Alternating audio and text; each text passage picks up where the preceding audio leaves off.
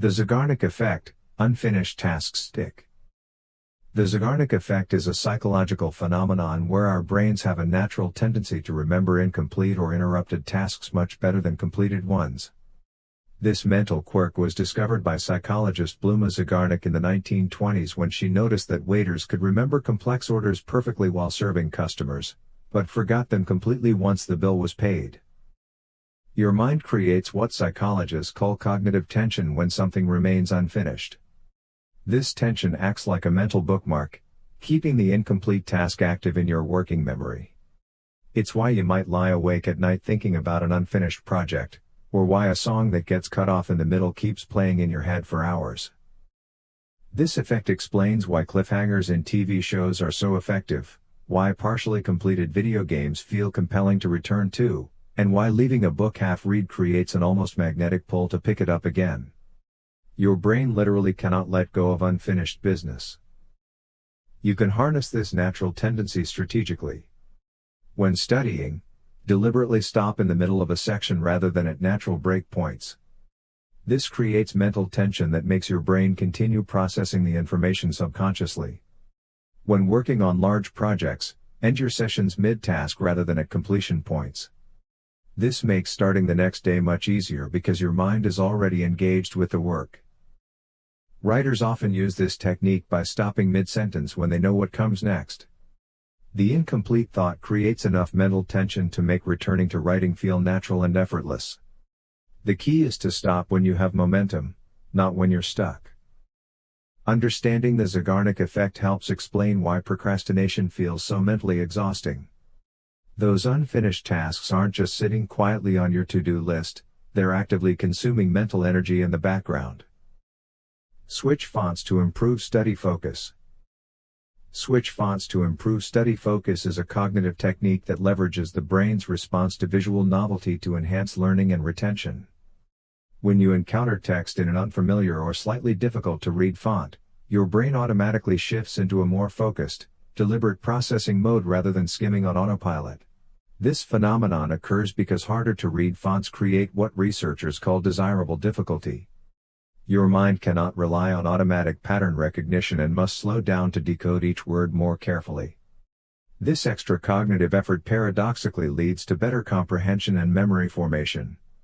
Studies have shown that students who study material in fonts like Comic Sans, Bodoni, or other less conventional typefaces often outperform those who read the same content in standard fonts like Times New Roman or Arial.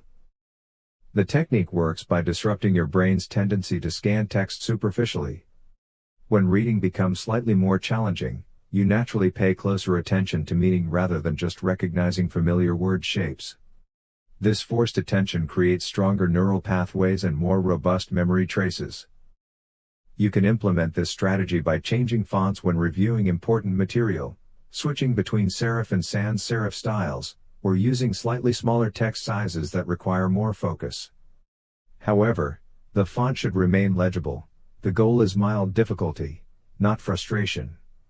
Fonts that are too decorative or genuinely hard to read will backfire by creating unnecessary cognitive load. This method is particularly effective for reviewing notes, studying complex concepts, or when you notice your attention wandering during reading sessions. The visual change acts as a reset button for your attention while simultaneously engaging deeper processing mechanisms. The key is moderation and strategic application. Use font switching for material you need to remember well, not for casual reading where comprehension speed matters more than retention depth. Triple yes technique in negotiation. Triple yes technique in negotiation is a psychological strategy that leverages the human tendency toward consistency by securing 3 small agreements before making your main request. This method works because once people say yes to you multiple times, they develop a mental pattern of agreement that makes them more likely to continue saying yes to subsequent requests. The technique operates on the principle of commitment and consistency, one of the most powerful psychological drivers of human behavior. When someone agrees with you repeatedly, their brain begins to see you as reasonable and trustworthy. More importantly, they start to view themselves as someone who agrees with you, creating internal pressure to maintain that consistency. To implement this technique effectively, You begin with 3 questions or statements that are virtually impossible to disagree with. These should be obvious truths or shared values that naturally elicit agreement. For example, before asking for a deadline extension, you might say you want this project to be successful, right? Followed by quality is more important than rushing, wouldn't you agree? And then we both want to avoid any mistakes that could hurt the outcome, correct? Each yes response creates momentum and establishes a collaborative rather than adversarial tone. By the time you make your actual request, the other person has already positioned themselves as someone who agrees with your reasoning and shares your perspective. The key to success with this technique is ensuring your initial questions are genuinely relevant to your main request and feel natural rather than manipulative. The 3 agreements should logically build toward your ultimate ask, creating a reasonable progression of thought. This method works particularly well in professional settings, sales situations, and any scenario where you need someone to be receptive to a request they might initially resist. Name your inner critic. Name your inner critic is a psychological technique that involves giving a specific name or identity to the negative voice in your head that constantly judges, criticizes, and undermines your confidence. By personifying this internal dialogue, you create psychological distance between yourself and these destructive thoughts, making them easier to recognize and manage. This method works because it transforms an abstract, seemingly omnipresent force into a concrete entity that you can observe and respond to deliberately.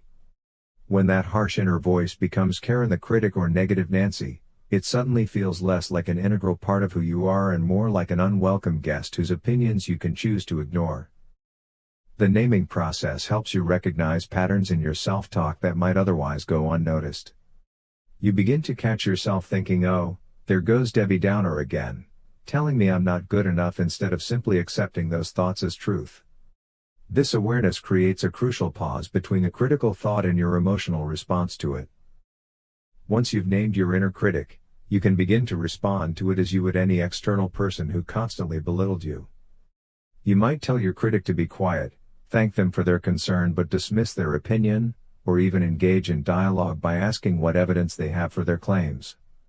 Some people find it helpful to give their critic a ridiculous voice or imagine them as a cartoon character to further diminish their power. The technique is particularly effective because it acknowledges that these critical thoughts exist without trying to eliminate them entirely, which is often impossible. Instead, it changes your relationship with these thoughts, transforming you from a victim of harsh self-judgment into an active participant who can choose how much attention and credibility to give these internal criticisms. Use the because trick. Use the because trick is a persuasion technique that dramatically increases compliance with requests by simply adding the word because followed by any reason, even if that reason is not particularly compelling or logical. This method taps into a fundamental aspect of human psychology where people have an automatic tendency to respond more favorably to requests that include justification. The power of this technique was demonstrated in a famous psychology experiment where researchers asked to cut in line at a copy machine. When they simply asked, "Excuse me, may I use the copy machine?" only 60% of people complied. However, when they added "because I'm in a rush," compliance jumped to 94%. Most surprisingly, even when they used a completely circular reason like "because I need to make copies," compliance remained high at 93%. This phenomenon occurs because the human brain is wired to look for cause and effect relationships. When we hear the word "because," our minds automatically assume a valid justification follows, often without critically evaluating the actual logic of that justification. It triggers what psychologists call click-where behavior, where we respond automatically based on familiar patterns rather than thoughtful analysis. You can apply this technique in countless situations by simply adding "because" in any reasonable sounding explanation to your requests. Instead of saying "Can you send me that report today?" try "Can you send me that report today because I need to review it before tomorrow's meeting?"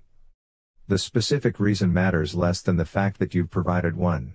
This method works particularly well in professional environments, customer service situations, and any context where you need cooperation from others.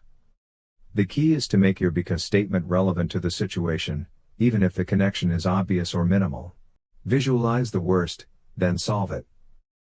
Visualize the worst, then solve it as a mental strategy that involves deliberately imagining the most negative possible outcome of a situation, then systematically working through how you would handle each aspect of that scenario. This technique transforms paralyzing anxiety about unknown futures into actionable problem solving by making abstract fears concrete and manageable. This approach works by leveraging your brain's natural tendency to catastrophize in a constructive way. Instead of allowing worst-case scenarios to spiral endlessly in your imagination, you deliberately engage with them while your rational mind is still in control. By fully exploring what you're actually afraid of, you often discover that even the worst outcomes are more survivable than your anxiety suggests. The process involves two distinct phases. First, you allow yourself to imagine the absolute worst-case scenario in vivid detail without trying to minimize or rationalize it away. This might feel uncomfortable initially, but it prevents your mind from continuing to generate vague, shapeless dread. Second, you shift into problem-solving mode and ask yourself practical questions like, if this actually happened, what would I do first? And who could I turn to for help? This technique is particularly powerful because it reveals that you likely have more resources and resilience than you realize.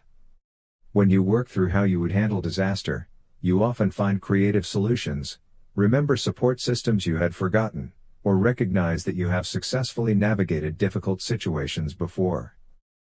Many successful entrepreneurs and leaders use this method regularly, not because they are pessimistic, but because having a concrete plan for worst-case scenarios actually increases their confidence to take calculated risks. When you know you can handle the worst outcome, everything else feels more manageable. Say I'm excited instead of nervous. Say I'm excited instead of nervous is a reframing technique that transforms anxiety into enthusiasm by consciously relabeling the physical sensations you experience before challenging situations. This method works because excitement and nervousness create nearly identical physiological responses in your body, making it surprisingly easy to shift your interpretation of these feelings. When you feel nervous, your heart rate increases, your breathing quickens, and you experience heightened alertness. These are exactly the same physical symptoms that occur when you feel excited or energized. The difference lies entirely in how your mind interprets these sensations. By deliberately choosing to label these feelings as excitement rather than anxiety, you can literally change your emotional experience of the situation.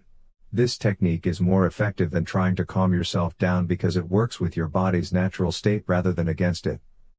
When you tell yourself to relax while your system is activated, you create internal conflict. However, when you reframe arousal as excitement, you align your mental interpretation with your physical reality, creating harmony instead of resistance.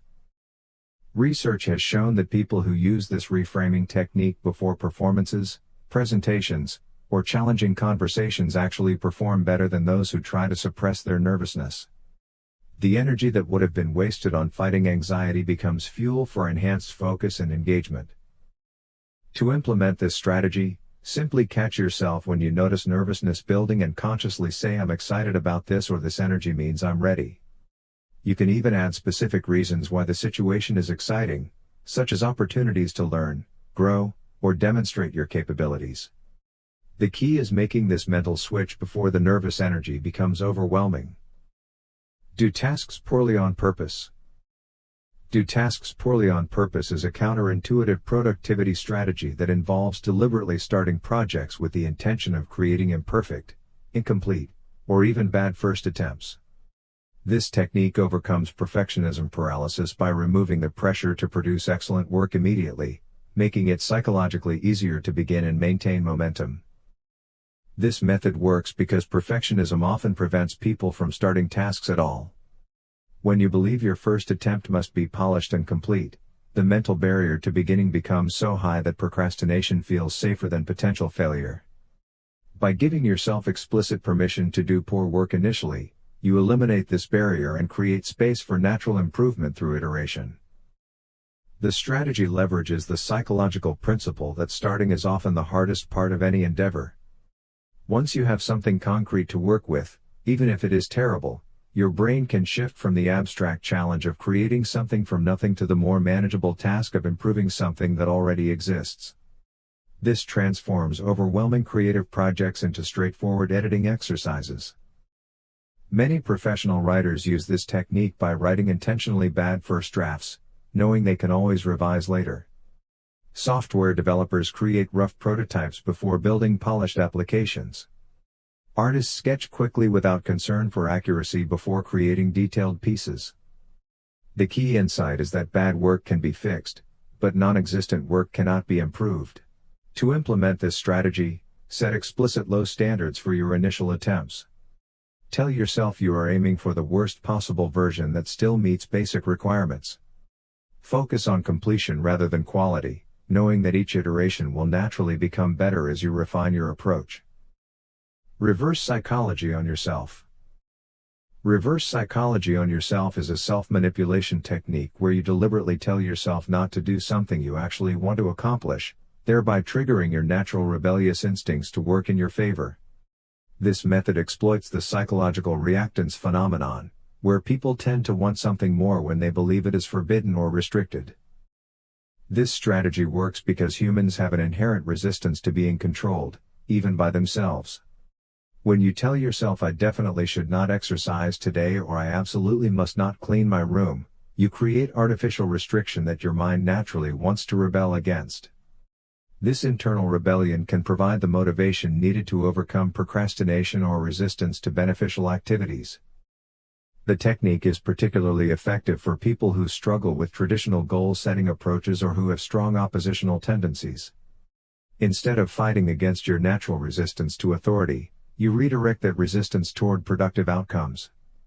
It transforms the energy you would normally use to avoid tasks into energy that drives you toward completing them. To implement this method effectively, you must genuinely commit to the reverse instruction rather than simply going through the motions. Tell yourself with conviction that you are absolutely forbidden from doing the task today, that it would be a terrible mistake to start, or that you definitely lack the ability to succeed. The more authentically you can embody this restriction, the stronger your rebellious response will be. This approach works best with activities you know are beneficial but struggle to initiate. It is less effective for tasks you genuinely dislike or find meaningless, as your resistance to those activities may be based on valid concerns rather than simple oppositional behavior. Echo technique for conflict.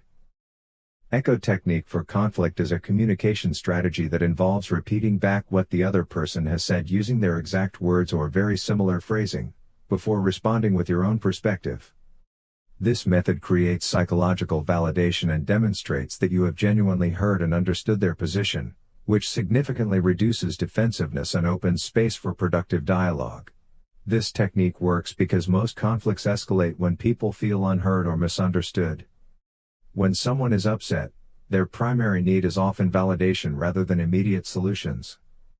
By echoing their words back to them, you satisfy this fundamental need for acknowledgement before attempting to address the substantive issues. This creates a foundation of mutual respect that makes collaborative problem-solving possible. The echo technique differs from simple paraphrasing because it uses the speaker's actual language rather than your interpretation of what they meant. This precision matters because people often have strong emotional attachments to specific words or phrases. When you change their language, even with good intentions, they may feel that you have missed or minimized their experience.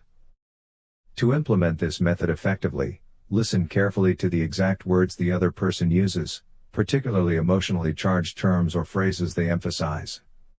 Then reflect these back by saying something like, "So you are feeling frustrated because the deadline changed," without warning before adding your own response. The key is to echo without immediately jumping to solutions or counterarguments.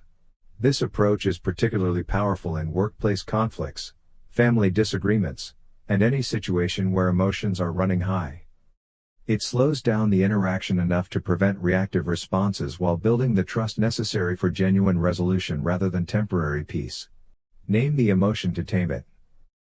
Name the emotion to tame it is a psychological technique that involves identifying and verbally labeling the specific emotions you are experiencing in the moment, which creates immediate distance from those feelings and reduces their intensity.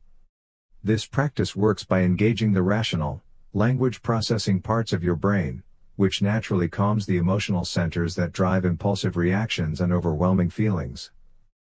When you experience strong emotions, your brain's amygdala becomes highly active, triggering fight or flight responses that can cloud judgment and escalate situations. However, when you pause to identify and name what you are feeling, you activate your prefrontal cortex, the brain region responsible for executive function and emotional regulation. This neurological shift literally dampens the emotional intensity and creates space for more thoughtful responses. The key to this technique is specificity and accuracy. Instead of using general terms like bad or upset, you need to pinpoint the precise emotion. Are you feeling frustrated, disappointed, anxious, overwhelmed, or betrayed? Each emotion carries different information about your needs and appropriate responses.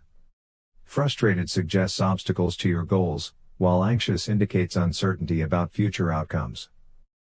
Research shows that people who regularly practice emotional labeling develop greater emotional intelligence and resilience over time. They become better at recognizing emotional patterns, understanding their triggers, and choosing responses that align with their values rather than their immediate impulses. This skill is particularly valuable during conflicts, stressful situations, or when making important decisions. To implement this technique effectively, you can say out loud or think to yourself, "I am feeling angry because my boundaries were crossed," or "I notice I am experiencing anxiety about this presentation." The simple act of naming creates psychological distance and transforms you from someone who is overwhelmed by emotion into someone who is observing and understanding their emotional experience. Say "you're right" instead of "I agree."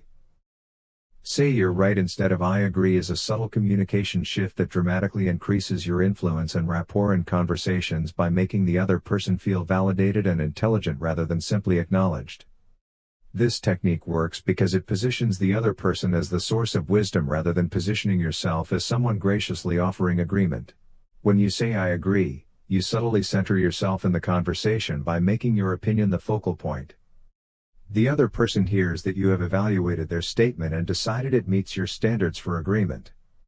While this might seem supportive, it actually maintains a subtle power dynamic where you remain the judge of their ideas. In contrast, when you say "you're right," you elevate the other person by acknowledging their correctness and insight. This phrase makes them feel smart, validated, and respected.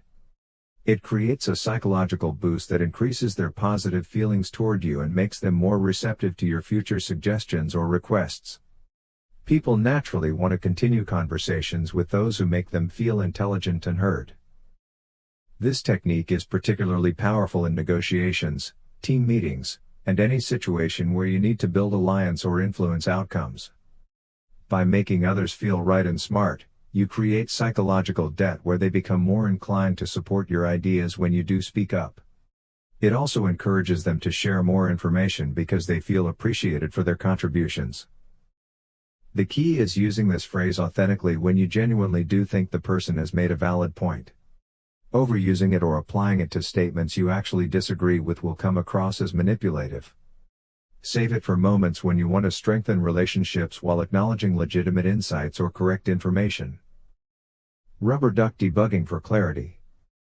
Rubber duck debugging for clarity is a problem-solving technique borrowed from computer programming where you explain your problem, project, or thought process out loud to an inanimate object, typically a rubber duck. This method forces you to articulate your thinking in complete, logical sequences, which often reveals solutions, gaps in reasoning, or overlook details that were invisible while the problem remained in your head. This technique works because explaining something aloud engages different cognitive processes than internal thinking. When thoughts remain in your mind, they can be vague, incomplete, or illogically connected without you realizing it. However, when you must verbalize your thinking to an external listener, even an imaginary one, your brain automatically organizes information more coherently and identifies inconsistencies or missing pieces. The rubber duck serves as a neutral, non-judgmental audience that allows you to think through problems without social pressure or interruption. Unlike explaining to a human colleague, you do not need to worry about appearing incompetent, taking up their time, or dealing with their suggestions before you have fully explored your own thinking. This psychological safety encourages more thorough and honest self-examination. You can apply this method to any complex situation beyond computer programming. Explain your career decisions to the duck, walk through relationship conflicts, describe your business strategy, or outline your creative projects. The act of sequential explanation often reveals obvious solutions that were hidden by mental complexity or emotional overwhelm. The key is committing fully to the process by speaking aloud and maintaining the pretense that you are genuinely explaining to a listener. This commitment forces your brain to translate internal complexity into external clarity, which naturally organizes your thinking and highlights previously invisible connections or solutions. Ask, what would this look like if it were easy? Ask, what would this look like if it were easy? Is a reframing question that cuts through complexity and overwhelm by forcing your brain to focus on simplicity and efficiency rather than obstacles and complications. This inquiry bypasses the natural tendency to overcomplicate problems and instead directs your mental energy toward finding the most streamlined path to your desired outcome. This technique works because most people approach challenges by immediately focusing on everything that could go wrong, all the steps that might be difficult, and the various obstacles they might encounter. This problem-focused thinking creates mental complexity that makes even simple tasks feel overwhelming. By asking what the easy version would look like, you shift your attention to solutions and possibilities rather than problems and limitations. The question forces you to examine whether you are creating unnecessary difficulty through perfectionism, over-planning, or assuming that valuable outcomes must require suffering. Often, the easy version reveals that you have been making assumptions about complexity that are not actually necessary. You might discover that the simple approach is not only more pleasant but also more effective. This reframing is particularly powerful for creative projects, business decisions, and life changes where you feel stuck or overwhelmed. Instead of asking, how can I possibly manage all of this? You ask, what would this look like if it were easy? This shift often reveals obvious solutions that were hidden by your focus on potential difficulties. The key to using this question effectively is taking your initial answer seriously rather than dismissing it as too simple or unrealistic. Easy solutions are often the most elegant and sustainable ones. If the easy version seems impossible, ask follow-up questions like, what would need to be true for this to be easy? Or what assumption am I making that creates complexity? Negative visualization for gratitude. Negative visualization for gratitude is a Stoic practice that involves deliberately imagining the loss or absence of things, people, or circumstances you currently take for granted, in order to generate genuine appreciation for what you actually have in your life. This technique works by creating temporary scarcity in your imagination, which makes your current reality feel abundant by comparison. This method leverages the psychological principle of loss aversion, where people feel the pain of losing something more intensely than the pleasure of gaining equivalent value. By imagining losses that have not actually occurred, you can experience the emotional impact of scarcity without real consequences, which naturally generates gratitude when you open your eyes and realize these losses were only imaginary. The practice involves spending a few minutes visualizing specific scenarios where important elements of your life are gone. You might imagine losing your health, your home, important relationships, your job, or even basic capabilities like sight or mobility. The key is making these visualizations vivid and emotionally real rather than abstract intellectual exercises. You want to genuinely feel what it would be like to lose these things. After engaging with these imagined losses, you deliberately return your attention to your actual circumstances. The contrast between the imagined scarcity and your real abundance creates an immediate shift in perspective. Things that seemed ordinary or insufficient moments before suddenly appear valuable and worthy of appreciation. This technique is particularly effective for overcoming hedonic adaptation, the psychological tendency to take positive changes for granted over time. Regular negative visualization prevents you from becoming numb to your blessings and helps maintain appreciation for circumstances that might otherwise fade into background normalcy. Many people find this practice more effective than gratitude lists because it creates emotional impact rather than intellectual acknowledgement. List 3 wins every night. List 3 wins every night is a simple evening practice where you identify and write down 3 positive things that happened during your day, regardless of how small or seemingly insignificant they might be. This technique rewires your brain's natural negativity bias by training your attention to actively seek and acknowledge positive experiences rather than dwelling on problems or disappointments. Your brain evolved to notice threats and problems as a survival mechanism, which means you naturally focus more on what went wrong than what went right. This negativity bias served our ancestors well when physical dangers were constant, but in modern life it often creates unnecessary stress and diminishes life satisfaction. By deliberately cataloging daily wins, you counteract this automatic tendency and strengthen neural pathways associated with positive thinking.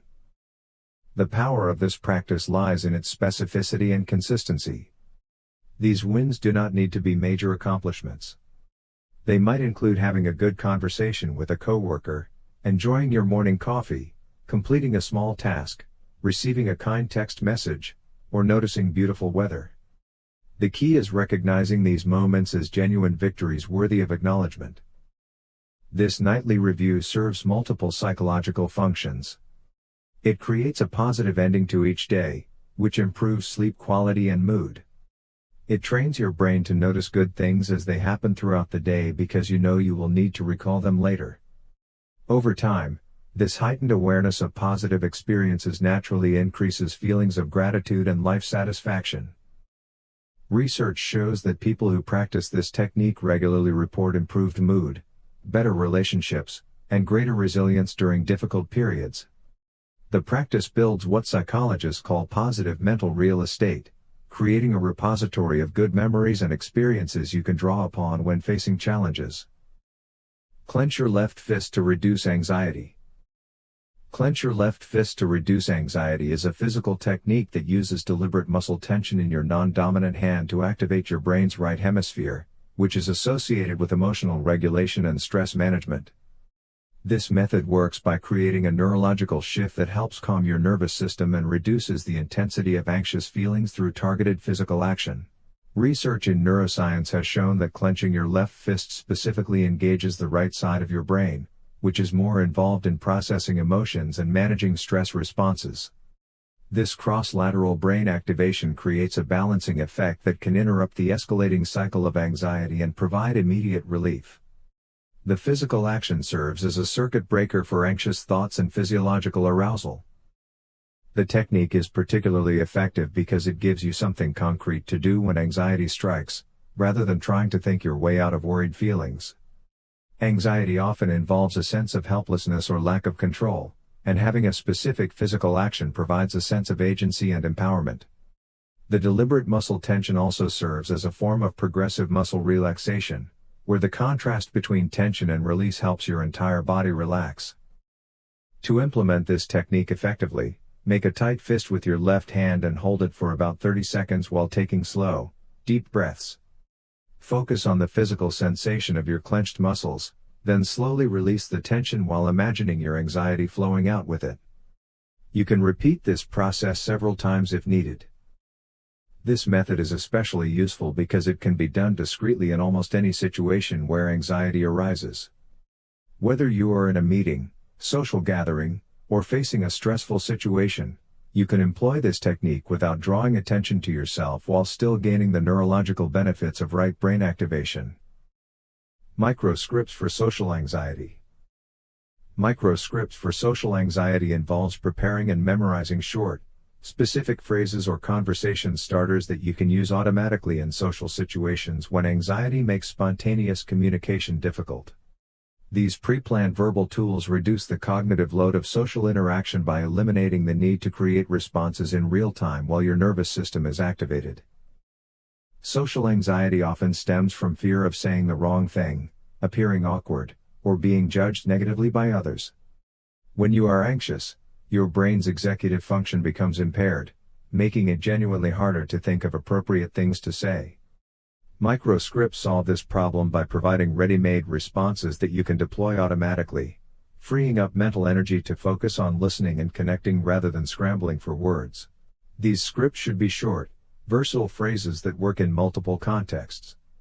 Examples might include conversation starters like "How do you know the host?"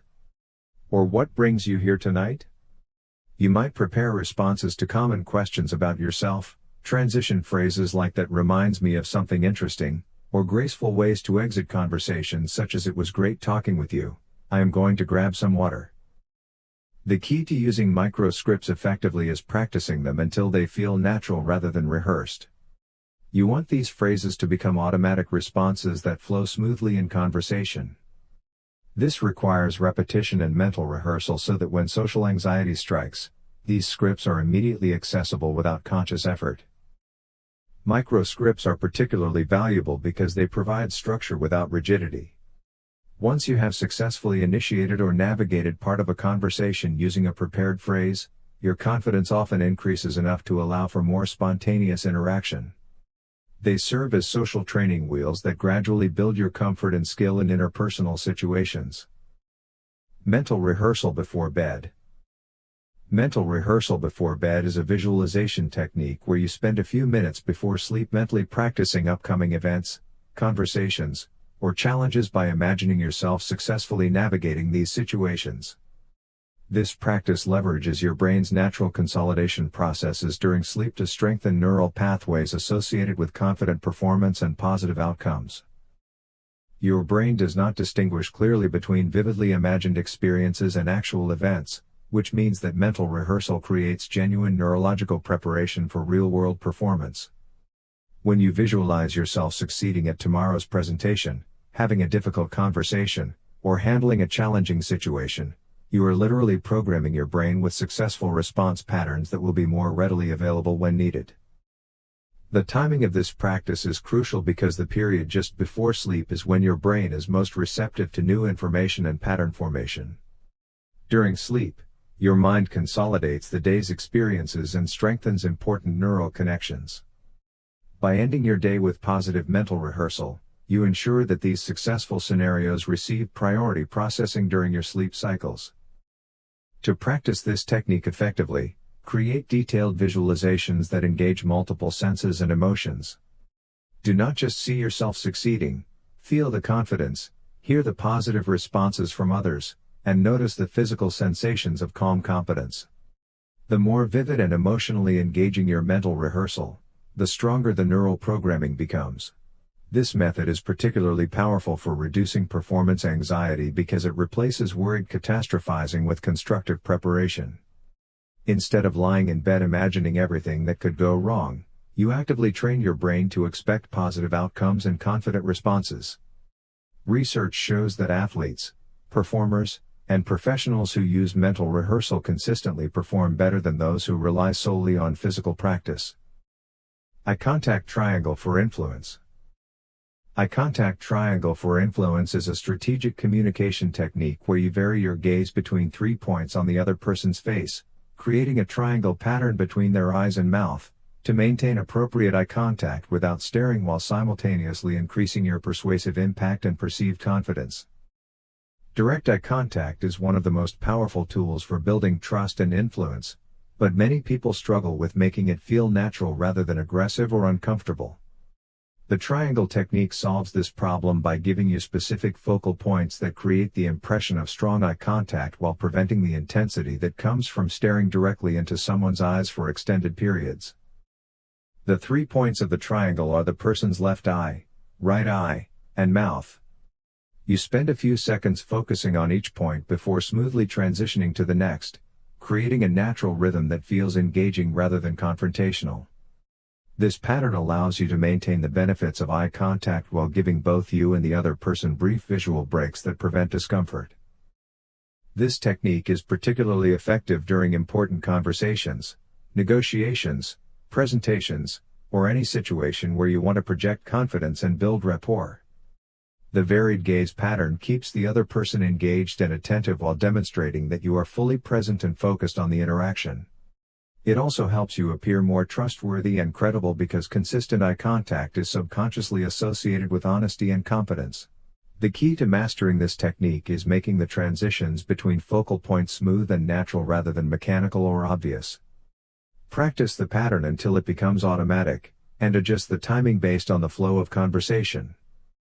During emotional or intense moments, you might linger longer on direct eye contact, while during casual conversation, you can move through the triangle more quickly. Change location to change thought.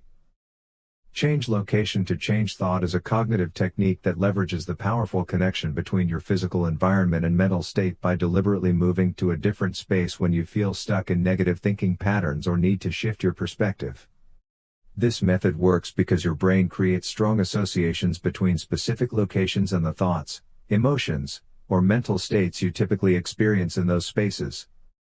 Your mind operates through contextual cues that automatically trigger familiar patterns of thinking and feeling. If you always worry about work while sitting at your desk, that physical space becomes neurologically linked to anxious thoughts. Similarly, if you consistently feel depressed while lying in bed, your bedroom can become a trigger for negative emotions. These environmental associations happen unconsciously but have profound effects on your mental state. When you physically move to a new location, you break these automatic thought patterns and create space for different perspectives to emerge.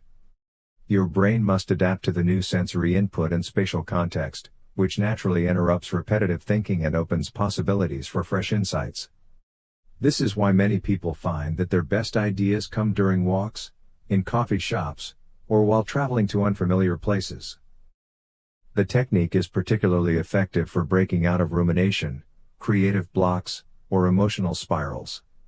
Instead of trying to think your way out of stuck patterns while remaining in the same environment, you can simply walk to another room, go outside, sit in a different chair, or move to an entirely different building. The physical change often creates an immediate mental shift. You can enhance this effect by choosing locations that naturally support the mental state you want to cultivate. Move to a peaceful outdoor space for calm reflection, work in a busy cafe for creative energy, or find a comfortable chair for problem solving. The key is recognizing when your current environment is reinforcing unhelpful mental patterns and having the awareness to change your physical context. Touch something cold to reground. Touch something cold to reground is a sensory regulation technique that uses the immediate shock of cold temperature to interrupt anxiety, panic, or overwhelming emotions by activating your body's dive response and bringing your attention firmly into the present moment. This method works by creating such a strong physical sensation that your nervous system must redirect resources away from emotional overwhelm toward processing the immediate sensory experience. When you touch something very cold, your body automatically activates what psychologists call the dive response, a primitive neurological reaction that slows your heart rate and redirects blood flow. This physiological shift naturally counteracts the fight or flight activation that drives anxiety and panic attacks. The cold temperature serves as a biological reset button that calms your nervous system more effectively than trying to think your way out of emotional overwhelm.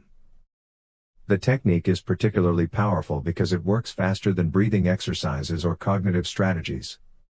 While your mind might resist attempts to calm down through reasoning, your body cannot ignore the immediate demands of cold temperature.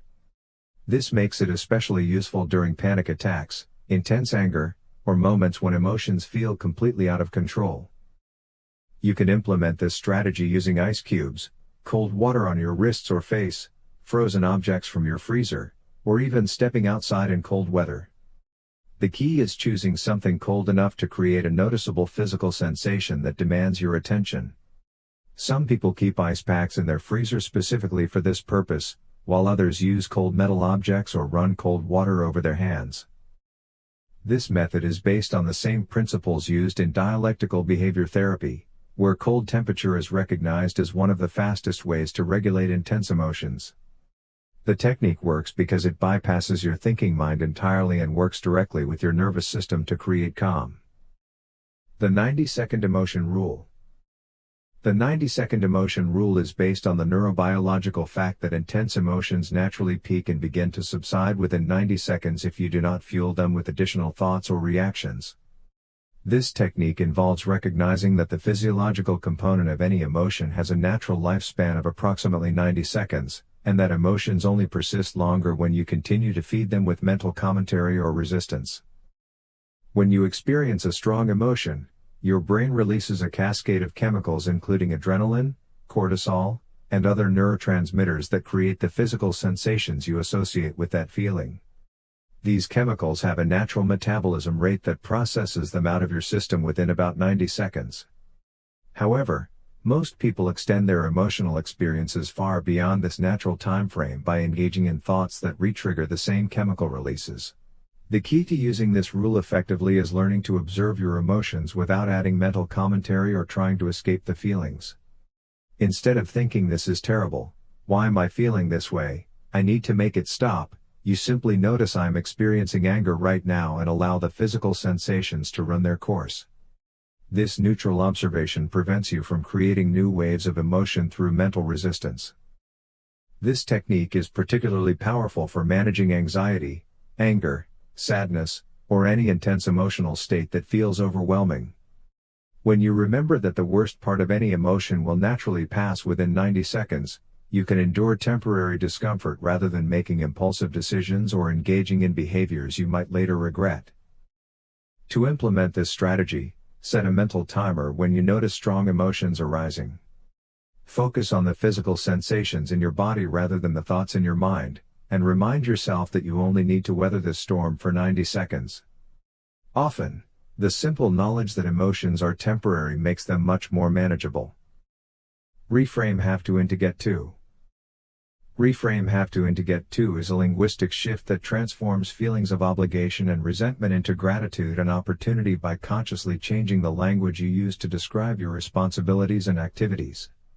This technique works because the words you choose to describe experiences directly influence your emotional response to those experiences, and get to implies privilege and choice while have to suggests burden and coercion. When you say I have to go to work, your brain interprets this as an unwelcome obligation imposed upon you by external forces. This framing creates resistance, resentment, and a sense of powerlessness that makes the activity feel more difficult and less enjoyable. However, when you say I get to go to work, your mind reframes the same activity as an opportunity or privilege, which naturally generates more positive emotions and engagement. This reframing technique is particularly powerful because it highlights the element of choice that exists in most situations, even when that choice might be between difficult alternatives.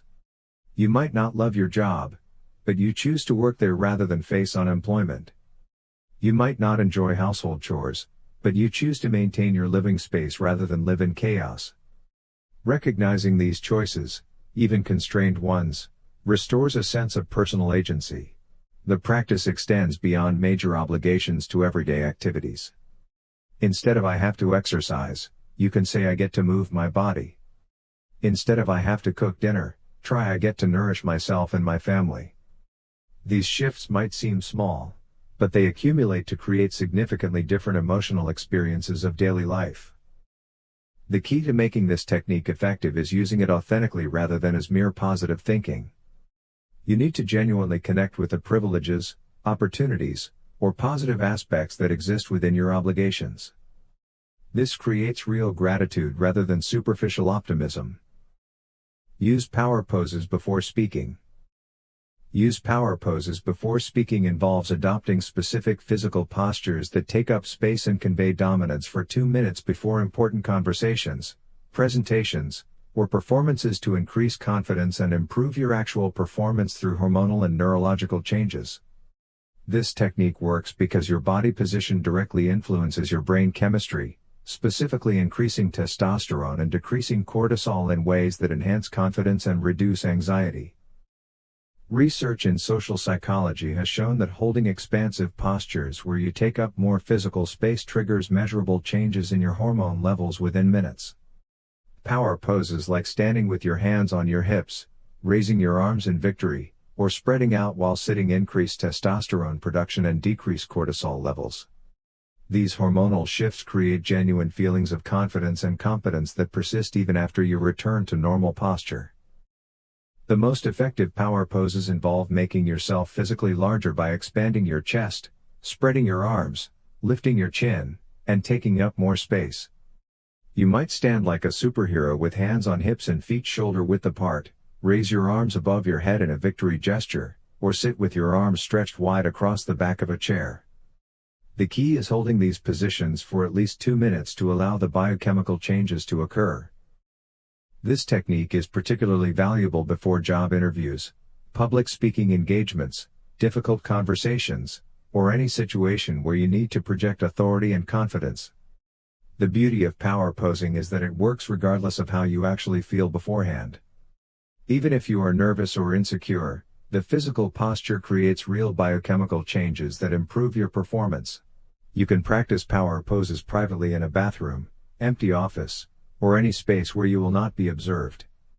The effects typically last for several minutes after you stop posing, giving you a confidence boost that carries into your important interaction. Many successful speakers and performers use this technique as part of their pre-performance routine. Decision fatigue fix. Decision fatigue fix is a cognitive management strategy that involves reducing the number of small, unimportant decisions you make throughout the day in order to preserve mental energy for more significant choices and complex thinking tasks. This technique works because your brain has a limited capacity for decision-making that depletes with use, and once exhausted, you begin making poorer choices or avoiding decisions altogether. Every decision you make, from what to wear in the morning to what to eat for lunch, draws from the same finite pool of mental resources that you need for important work, relationships, and life choices. Research shows that people make worse decisions later in the day specifically because their decision-making capacity has been worn down by countless minor choices. This phenomenon explains why successful leaders like Steve Jobs and Barack Obama wore similar outfits daily to eliminate clothing decisions. The solution involves identifying recurring decisions in your life and creating systems that eliminate or automate them. You might plan your meals for the week in advance, create a work uniform of similar outfits, establish routines for morning and evening activities, or use rules like always choose the first acceptable option for minor preferences. The goal is not perfection but rather freeing up mental bandwidth for decisions that actually matter. This approach is particularly valuable for people in demanding careers, parents managing complex schedules, or anyone feeling overwhelmed by daily choices. By reducing decision load in areas that do not significantly impact your life quality, you maintain better judgment for choices that do matter, such as career moves, relationship decisions, or creative projects. The key to implementing this strategy effectively is distinguishing between decisions that deserve your mental energy and those that do not. Ask yourself whether a choice will matter in a week, month, or year. If not, create a system to handle it automatically and redirect your decision-making capacity toward choices that align with your values and long-term goals. Gamify boring tasks. Gamify boring tasks means applying game-like elements such as points, levels, challenges, and rewards to mundane activities in order to make them more engaging and motivating by triggering the same psychological mechanisms that make games addictive and enjoyable. This technique works because games tap into fundamental human drives for achievement, progress, and competition that can transform tedious work into engaging challenges. Your brain releases dopamine when you anticipate rewards, achieve goals, or make progress toward objectives. Games are specifically designed to trigger these neurochemical responses through clear objectives, immediate feedback, and incremental advancement. By applying these same principles to boring tasks, you can hijack your brain's reward system to generate motivation for activities that would otherwise feel like drudgery. Effective gamification involves setting specific, measurable goals and creating reward systems that acknowledge progress. You might turn cleaning into a race against time, create point systems for completing work tasks, establish achievement levels for learning new skills, or compete with yourself to beat previous performance records. The key is making abstract progress concrete and visible through scoring, tracking, or milestone recognition.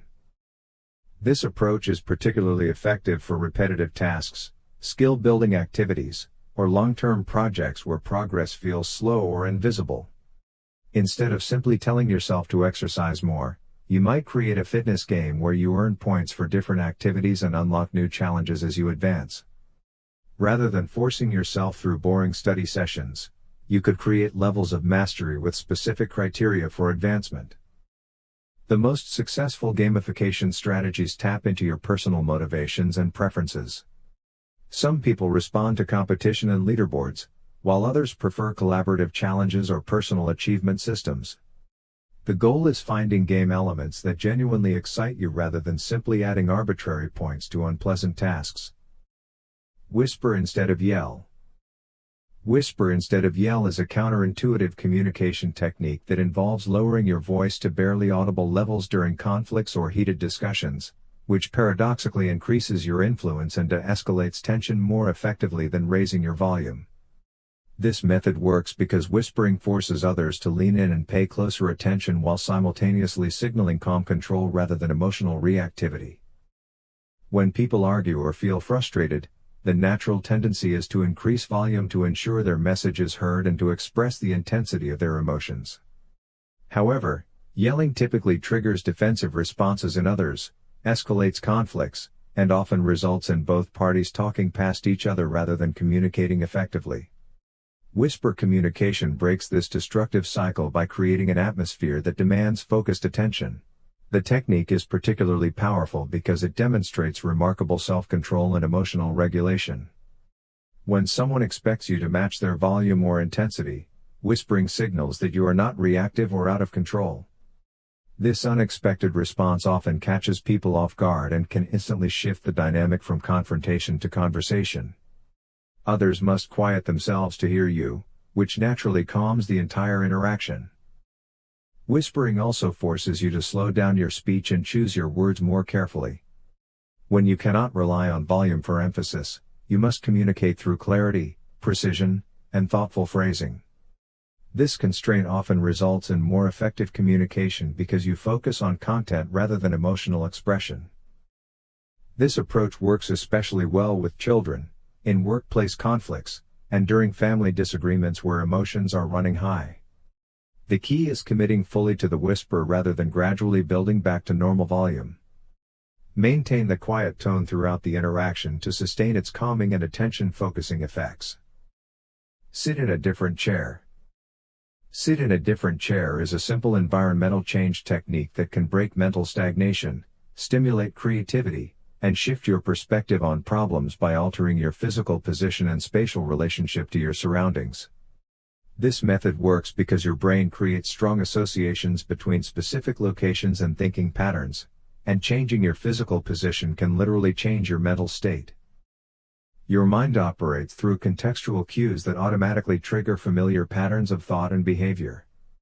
If you always work from the same chair, your brain associates that location with your typical work mindset, energy level, and thought processes. When you feel stuck or need fresh perspectives, these familiar environmental cues can actually reinforce the mental patterns that are keeping you trapped. Moving to a different chair, even within the same room, provides your brain with new sensory input and spatial relationships that can stimulate different neural pathways. The change in viewing angle, lighting, distance from objects, and physical comfort creates subtle but meaningful shifts in how your mind processes information. This is why many creative professionals deliberately change their work locations when they need breakthrough thinking. The technique is particularly effective for problem solving, creative projects, decision-making, or any mental work where you feel stuck in repetitive thinking patterns. The physical movement required to change chairs also provides a brief mental reset that can interrupt unproductive thought loops and create space for new ideas to emerge. This approach works because it is simple enough to implement immediately without significant disruption, yet meaningful enough to create genuine cognitive shifts. You do not need to leave your office or home.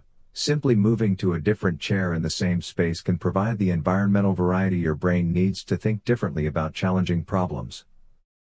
Tell the story backwards.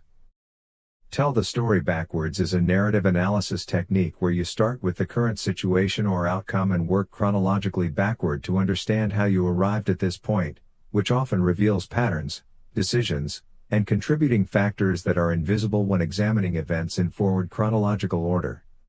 This method works because reverse analysis bypasses the storytelling biases and justifications that typically cloud your understanding of cause and effect. When you tell stories in the normal forward direction, your brain automatically creates narratives that make your past actions seem logical and inevitable. This forward storytelling often obscures poor decisions, missed opportunities, or random factors that significantly influenced outcomes. However, when you start with results and work backward, you can see more objectively which specific actions, choices, or circumstances actually led to your current situation. This technique is particularly powerful for understanding relationship conflicts, career disappointments, financial problems, or any situation where you feel confused about how things went wrong. Instead of asking what happened next, you ask what had to happen immediately before this result, and continue working backward through each preceding event or decision. Reverse storytelling often reveals that outcomes you attributed to bad luck or external circumstances actually resulted from a series of choices you made, while situations you credited to your skill might have been influenced more by timing or circumstances than you realized. This clearer understanding of cause and effect enables better decision-making in future similar situations. The method also helps identify the earliest point where different choices could have changed the trajectory, which is valuable information for preventing similar problems or replicating successful patterns. You might discover that a major life change actually began with a small decision months earlier, or that a relationship problem started from miscommunication rather than fundamental incompatibility. Label thoughts as just thoughts. Label thoughts as just thoughts is a mindfulness technique that involves mentally adding the phrase "I am having the thought that" before negative or intrusive thoughts to create psychological distance between yourself and your mental content. This practice transforms overwhelming thoughts from absolute truths into observable mental events that you can notice without automatically believing or acting upon. When difficult thoughts arise in your mind, they often feel completely real and urgent. Thoughts like "I am a failure" or "this will never work" can trigger intense emotional responses and drive impulsive behaviors because your brain treats them as factual information rather than temporary mental activity. However, when you reframe these same thoughts as "I am having the thought that I am a failure" or "I notice I am thinking this will never work," you immediately create space between your identity and your mental chatter.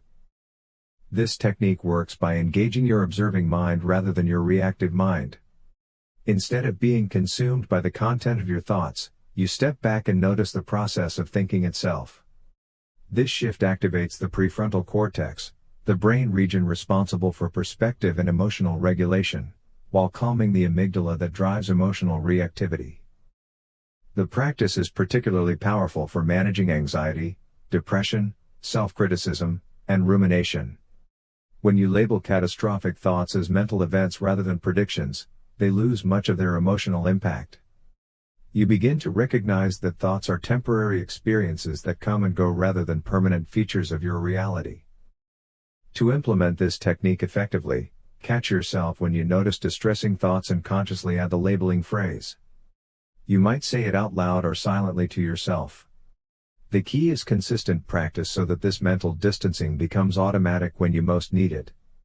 Over time, you develop what psychologists call metacognitive awareness, the ability to think about your thinking. Use third-person self-talk. Use third-person self-talk is a psychological technique where you refer to yourself by name or as you instead of I when working through problems, making decisions, or managing emotions. This linguistic shift creates psychological distance that enables more objective thinking and better emotional regulation by engaging the same mental processes you use when giving advice to others. When you think in first person using I statements, your brain processes information through the lens of immediate personal experience, which often includes emotional biases, self-protective mechanisms, and subjective interpretations that can cloud judgment. However, when you shift to third-person perspective by thinking "what should Sarah do in this situation?" or "you need to consider all the options," your mind automatically engages more rational, detached analysis. This technique leverages the psychological phenomenon that people consistently give better advice to others than they follow themselves. When you remove the emotional intensity of personal involvement through linguistic distancing, you can access the same wise, balanced perspective you naturally have when helping friends with similar challenges. The simple change in pronouns tricks your brain into treating your problems as external puzzles to solve rather than personal threats to endure. Research shows that third-person self-talk reduces emotional reactivity, improves decision-making under pressure, and increases self-control during tempting situations. Athletes use this technique to maintain focus during competition, Leaders employ it for strategic thinking, and therapists teach it to clients struggling with anxiety or depression. To implement this strategy effectively, consciously switch your internal dialogue from "I am so stressed about this presentation" to "You are feeling stressed about this presentation, so what would help you prepare?" Or "What would John do to handle this situation successfully?" The key is maintaining the third-person perspective throughout your problem-solving process rather than slipping back into emotionally charged first-person thinking. Delay reactions by 6 seconds. Delay reactions by 6 seconds is an emotional regulation technique that involves creating a brief pause between trigger events and your responses, allowing the initial neurochemical surge of intense emotions to begin subsiding before you take action. This method works because the most intense phase of emotional reactivity peaks within the first few seconds and starts to diminish if you do not fuel it with immediate reactive behaviors. When something triggers anger, frustration, or other strong emotions, your brain releases a cascade of stress hormones and activates your sympathetic nervous system within milliseconds. This creates the physiological experience of fight or flight arousal that drives impulsive reactions like yelling, sending harsh emails, or making decisions you later regret.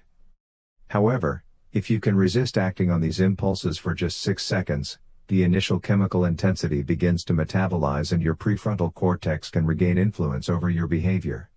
The 6-second delay serves as a circuit breaker that interrupts the automatic progression from emotional trigger to reactive behavior. During this brief pause, you can employ other regulation strategies like deep breathing, counting, or asking yourself whether your intended response aligns with your values and long-term goals. The key is recognizing that you have a choice point between stimulus and response, even when emotions feel overwhelming. This technique is particularly valuable in relationships, workplace conflicts, parenting situations, and any context where emotional reactions can damage important connections or create lasting consequences. The pause prevents you from saying or doing things in emotional heat that you cannot take back later. To implement this strategy effectively, you need to recognize your personal early warning signs of emotional activation, such as physical tension, racing thoughts, or the urge to react immediately. When you notice these signals, consciously count to 6 while taking slow breaths before deciding how to respond. This simple delay often transforms reactive encounters into thoughtful responses. Ask what would a role model do? Ask what would a role model do? Is a decision-making technique that involves consulting an internal representation of someone you admire when facing difficult choices or challenging situations. This method works by accessing the values, wisdom, and behavioral patterns of exemplary individuals, allowing you to make decisions that align with higher standards rather than immediate impulses or convenient rationalizations. When you face complex decisions or moral dilemmas, your mind often defaults to self-serving reasoning, short-term thinking, or emotional reactivity that may not serve your long-term interests or values. However, when you consciously ask what a respected role model would do in the same situation, you engage different cognitive processes that prioritize integrity, wisdom, and principled action over immediate gratification or conflict avoidance. This technique works because role models serve as external standards that help you rise above your current limitations or temptations. Whether you choose historical figures, mentors, fictional characters, or people you know personally, these exemplars represent idealized versions of the qualities you want to embody. By channeling their perspective, you can access better judgment and more courageous action than you might achieve through purely personal reasoning. The effectiveness of this method depends on choosing role models whose values and decision-making processes you genuinely respect and understand. You might ask what your most ethical colleague would do in a workplace dilemma, how your most patient parent friend would handle a parenting challenge, or what approach your most successful mentor would take toward a career decision. To implement this strategy effectively, develop a mental roster of role models for different areas of life and regularly consider their likely responses to your challenges. The key is moving beyond superficial imitation to genuinely understanding the principles and thought processes that guide their exemplary behavior, then applying those same standards to your unique circumstances. Plan deliberate bad days. Plan deliberate bad days is a counterintuitive self-care strategy that involves intentionally scheduling periods where you allow yourself to feel negative emotions, engage in less productive behaviors, or experience temporary setbacks without guilt or resistance. This technique works by creating structured space for the inevitable low periods that everyone experiences, preventing them from derailing your progress when they occur unexpectedly. Most people try to maintain constant positivity and productivity, which creates internal pressure and makes normal emotional fluctuations feel like personal failures. When bad days happen naturally, as they inevitably do, this mindset leads to additional stress, self-criticism, and often extends the difficult period longer than necessary. However, when you deliberately plan for and normalize bad days, you remove the shame and resistance that typically amplify negative experiences. Planned bad days serve multiple psychological functions. They provide pressure relief valves that prevent emotional buildup from becoming overwhelming. They normalize the full range of human experience rather than maintaining unrealistic expectations of constant optimism. They also give you permission to rest, process difficult emotions, or engage in less structured activities without feeling like you are failing at life. The key to this technique is making these periods intentional rather than reactive. You might schedule one day per month where you allow yourself to feel sad, watch mindless television, eat comfort food, or avoid productive activities. The structure prevents bad days from becoming bad weeks or months because you have clear boundaries around when the intentional low period ends. This approach is particularly valuable for high achievers, people recovering from trauma, or anyone who struggles with perfectionism. By planning for temporary setbacks, you can maintain overall progress while honoring your human need for rest, emotional processing, and imperfection. The planned nature of these experiences often makes them feel less intense and shorter in duration. Talk slower for authority. Talk slower for authority is a communication technique that involves deliberately reducing your speaking pace to convey confidence, competence, and leadership presence. This method works because slower speech patterns are subconsciously associated with thoughtfulness, control, and expertise, while rapid speech often signals nervousness, uncertainty, or lack of authority. When people feel anxious or eager to be heard, they naturally accelerate their speech rate, which paradoxically makes them appear less credible and trustworthy. Fast talking suggests that you are rushing to get your words out before being interrupted, that you lack confidence in your message, or that you have not fully thought through what you are saying. Conversely, speaking slowly demonstrates that you believe your words are worth hearing and that you expect others to listen respectfully. Slower speech creates several psychological advantages. It forces you to be more deliberate with your word choices, leading to clearer and more precise communication. It gives your audience time to process and absorb your message rather than struggling to keep up with rapid delivery. It also projects calm confidence because only secure people can afford to speak slowly without fear of losing their audience's attention. This technique is particularly effective during presentations, negotiations, job interviews, and leadership communications where establishing authority and credibility is crucial. Research shows that people who speak at measured paces are perceived as more intelligent, trustworthy, and competent than those who speak quickly, regardless of the actual content of their message. To implement this strategy effectively, practice conscious pacing by deliberately inserting brief pauses between sentences and allowing yourself to breathe normally while speaking. Focus on enunciating each word clearly rather than rushing to your next point. The key is finding a pace that feels uncomfortably slow to you initially, as this will likely sound appropriately measured to your listeners. Anchor moods with music. Anchor moods with music is a psychological technique that involves deliberately pairing specific songs or musical pieces with desired emotional states, then using those same songs as triggers to recreate those moods when needed. This method leverages the powerful neurological connection between music and emotion to give you conscious control over your mental and emotional state through auditory cues. Music has direct access to your brain's limbic system, which processes emotions and memories, creating immediate and often intense emotional responses that bypass rational thought. When you consistently listen to particular songs while in positive or productive emotional states, your brain creates strong neural associations between those musical patterns and those feelings. These associations become so powerful that simply hearing the song can instantly recreate the emotional experience. The technique works by creating what psychologists call state-dependent learning, where external cues become linked to internal experiences. You might choose an energizing song to pair with confidence and motivation, a calming piece for relaxation and focus, or an uplifting melody for joy and optimism. The key is using the same music repeatedly while genuinely experiencing the desired emotional state until the association becomes automatic.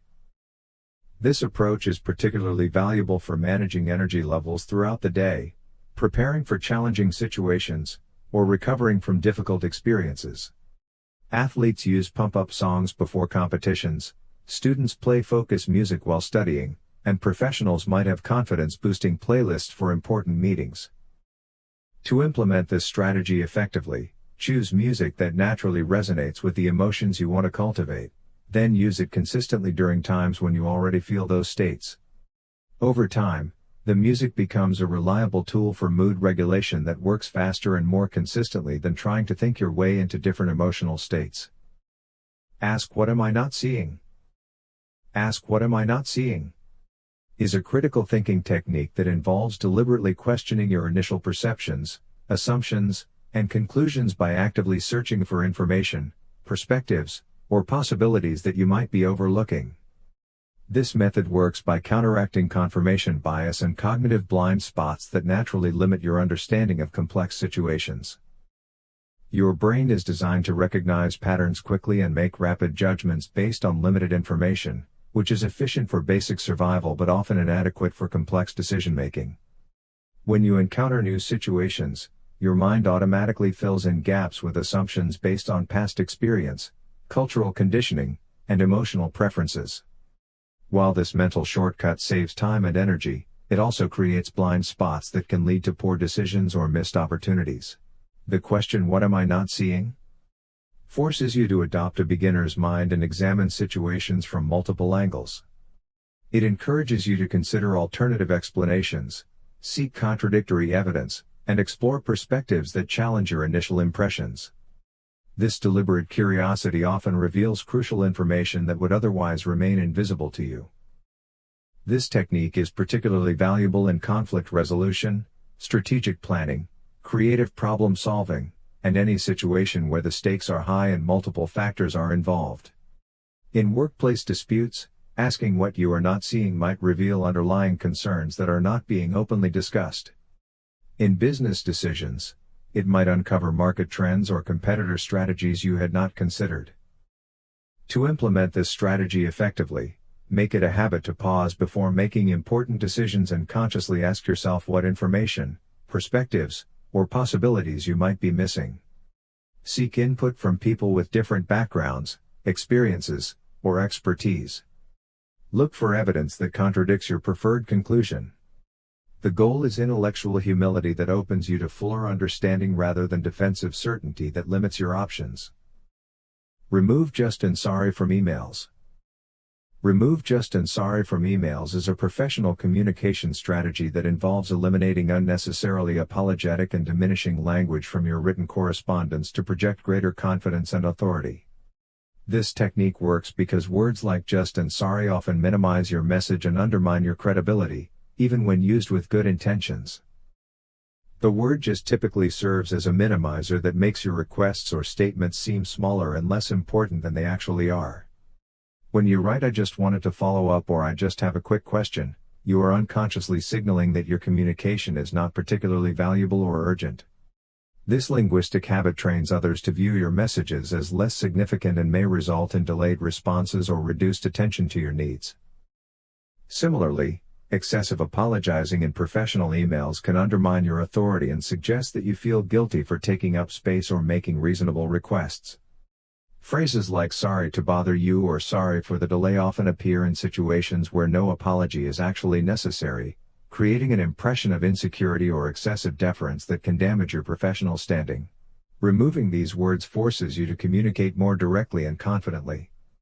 Instead of "sorry to bother you, but I just wanted to check if you received my report," you might write "could you please confirm receipt of my report?" This cleaner communication style makes your messages more concise, professional, and likely to receive prompt attention. The key to implementing this strategy effectively is developing awareness of when you use minimizing language and consciously choosing more assertive alternatives. Review your emails before sending to identify and eliminate unnecessary qualifiers, apologies, and diminishing phrases. The goal is striking a balance between politeness and confidence that positions you as a competent professional rather than someone who apologizes for existing. Use repetition to persuade. Use repetition to persuade is a psychological influence technique that leverages the brain's tendency to interpret repeated information as more credible and important than single exposure messages. This method works through the illusory truth effect, where familiarity created by repetition is unconsciously processed as evidence of truthfulness, making people more likely to accept and act upon repeated ideas. Your brain uses mental shortcuts to evaluate information quickly, and one of these shortcuts assumes that familiar information is more likely to be accurate than unfamiliar information. When you hear the same message multiple times, even from the same source, your mind begins to treat that repetition as validation from multiple sources. This neurological quirk makes repeated statements feel more believable and important, regardless of their actual truth value. The technique is most effective when you vary the presentation of your core message rather than using identical phrasing each time. You might present the same underlying idea through different examples, statistics, stories, or framings that reinforce your central point while avoiding the appearance of mindless repetition. This approach creates multiple pathways to the same conclusion in your audience's mind. Professional persuaders like marketers, politicians, and salespeople understand that people rarely accept new ideas on first exposure but require multiple encounters with the same concept before considering change. The rule of 7 suggests that people need to encounter a message approximately 7 times before taking action, which explains why successful advertising campaigns repeat core messages across multiple channels and time periods. To implement this strategy ethically and effectively, identify your most important points and find creative ways to reinforce them throughout your communication. Use different supporting evidence, various analogies, or multiple examples that all point toward the same conclusion. The key is ensuring that your repeated message is actually valuable and truthful, as this technique amplifies both good and bad information equally. Time box negative emotions. Time box negative emotions is a structured emotional regulation technique that involves deliberately setting specific time limits for experiencing difficult feelings like sadness, anger, or anxiety, then consciously transitioning to other activities when that allocated time expires.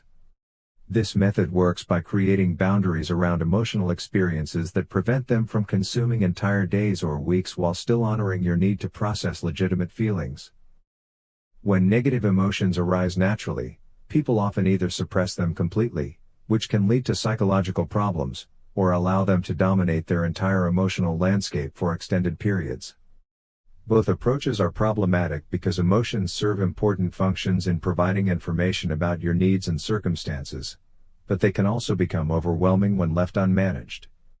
Time boxing creates a middle path that respects your emotional experience while maintaining your overall functioning.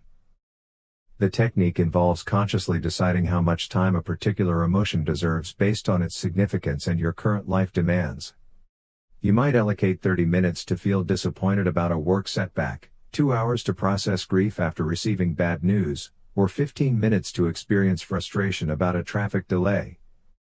The key is making this decision deliberately rather than allowing emotions to determine their own duration. During your allocated emotional time, you fully engage with the feeling without trying to fix, analyze, or escape it. You might cry, journal, talk to a friend, or simply sit with the sensation. However, when your predetermined time expires, you consciously shift your attention to other activities, even if the emotion has not completely resolved. This boundary teaches you that you can experience difficult feelings without being controlled by them. This approach is particularly valuable for people who tend to ruminate or get stuck in negative emotional spirals. It provides structure that prevents emotional overwhelm while ensuring that important feelings receive appropriate attention. The practice also builds confidence in your ability to manage difficult emotions rather than being victimized by them. Replace but with and. Replace but with and is a linguistic reframing technique that involves substituting the word and for but in sentences to create more inclusive, collaborative communication that acknowledges multiple perspectives simultaneously rather than setting up opposing viewpoints. This subtle change works because but psychologically negates everything that came before it, while and allows both parts of a statement to coexist and remain valid. When you use but in communication, you create an adversarial structure that suggests one part of your statement is more important or true than the other. For example, I understand your concerns, but we need to move forward implies that the person's concerns are less significant than your agenda. This linguistic pattern often triggers defensiveness because the listener feels that their perspective has been dismissed or minimized. However, when you replace but with and, you create space for both perspectives to be simultaneously true. I understand your concerns, and we need to move forward acknowledges the validity of their worries while also expressing your need for progress. This inclusive framing reduces defensiveness and opens possibilities for collaborative solutions that address both sets of needs. This technique is particularly powerful in conflict resolution, team management, customer service, and parenting situations where you need to validate others while also expressing your own needs or boundaries. It transforms potentially adversarial conversations into collaborative problem-solving discussions by removing the implicit hierarchy that but creates between different viewpoints. The key to using this strategy effectively is ensuring that both parts of your statement genuinely deserve equal consideration. If you are simply using it to soften a rejection or dismissal, people will sense the manipulation. The technique works best when you authentically believe that multiple perspectives can coexist and when you are genuinely seeking solutions that honor different needs rather than simply trying to sound more diplomatic. Stack habits with anchor tasks.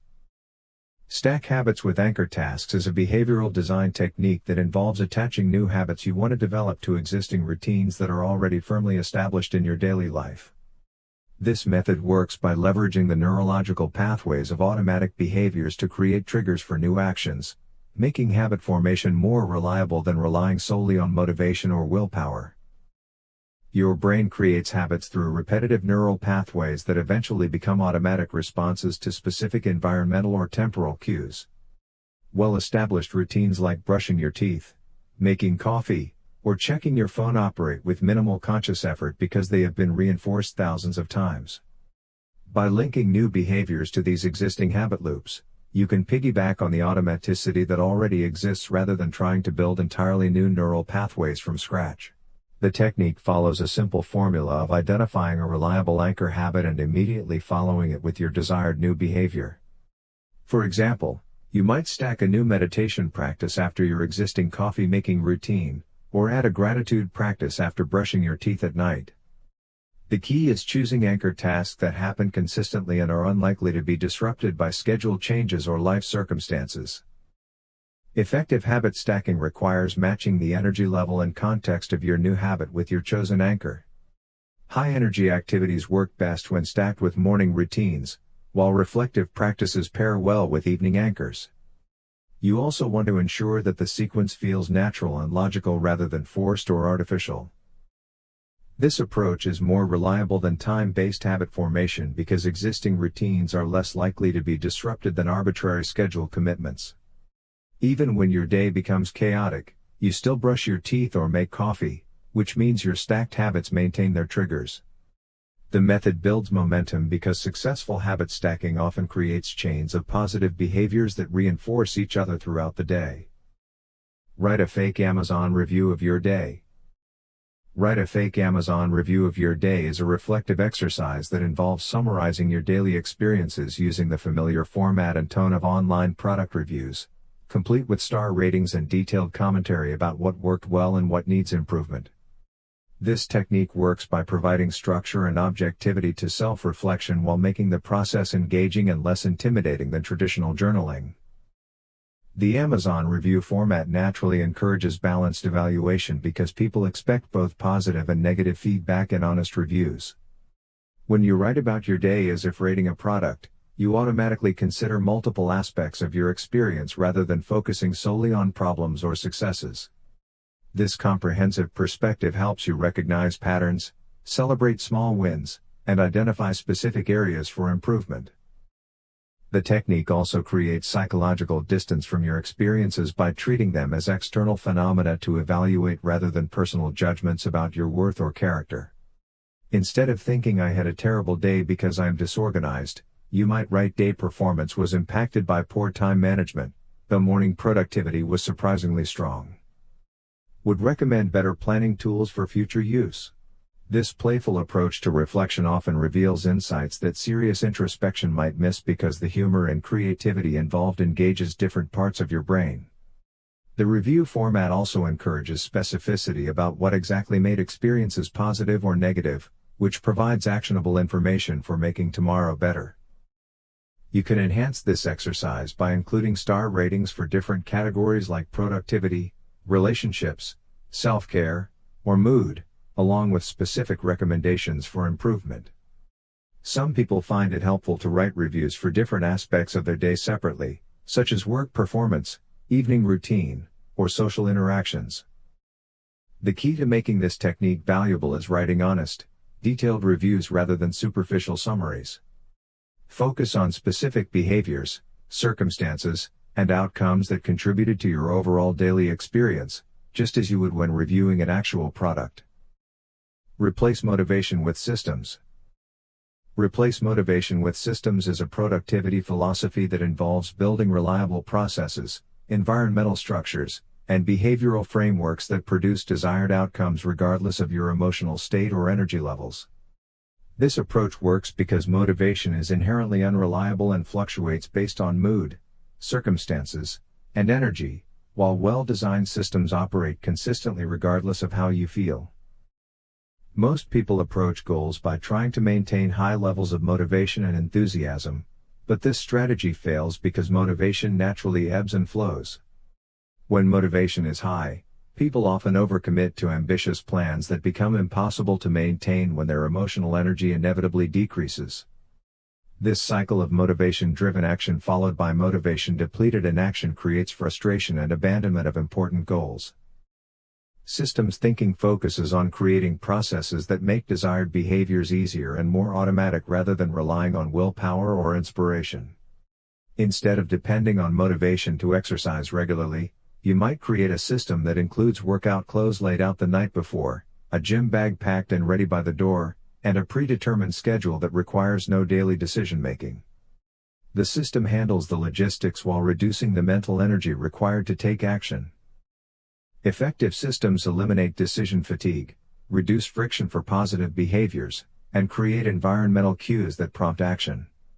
They also include failure recovery mechanisms that help you get back on track quickly when disruptions occur, rather than allowing single missed days to derail entire routines. This approach is particularly powerful for long-term goals that require consistent action over time, such as health improvements, skill development, creative projects, or financial planning. While motivation might get you started, systems ensure that you continue making progress even during periods of low energy, stress, or competing priorities.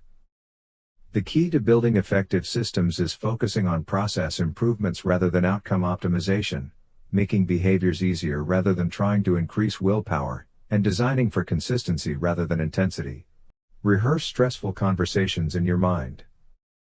Rehearse stressful conversations in your mind is a preparation technique that involves mentally practicing difficult discussions before they happen, including potential responses to various scenarios and emotional reactions that might arise. This method works by reducing anxiety through familiarity and improving your actual performance by preloading your brain with thoughtful responses rather than relying on reactive, in-the-moment thinking. When you face important or potentially confrontational conversations, your nervous system often becomes activated with fight or flight responses that impair clear thinking and articulate communication. By rehearsing these interactions mentally beforehand, you create neural pathways that remain accessible even when stress hormones are affecting your cognitive function. This preparation transforms unknown, threatening situations into familiar territory where you have already considered multiple possibilities. Effective mental rehearsal involves more than just planning what you want to say. You should also imagine how the other person might respond, including defensive reactions, unexpected questions, or emotional responses that could derail the conversation. Practice maintaining your composure and returning to your key points regardless of how the other person reacts. Visualize yourself speaking calmly, listening actively, and finding common ground even in difficult moments.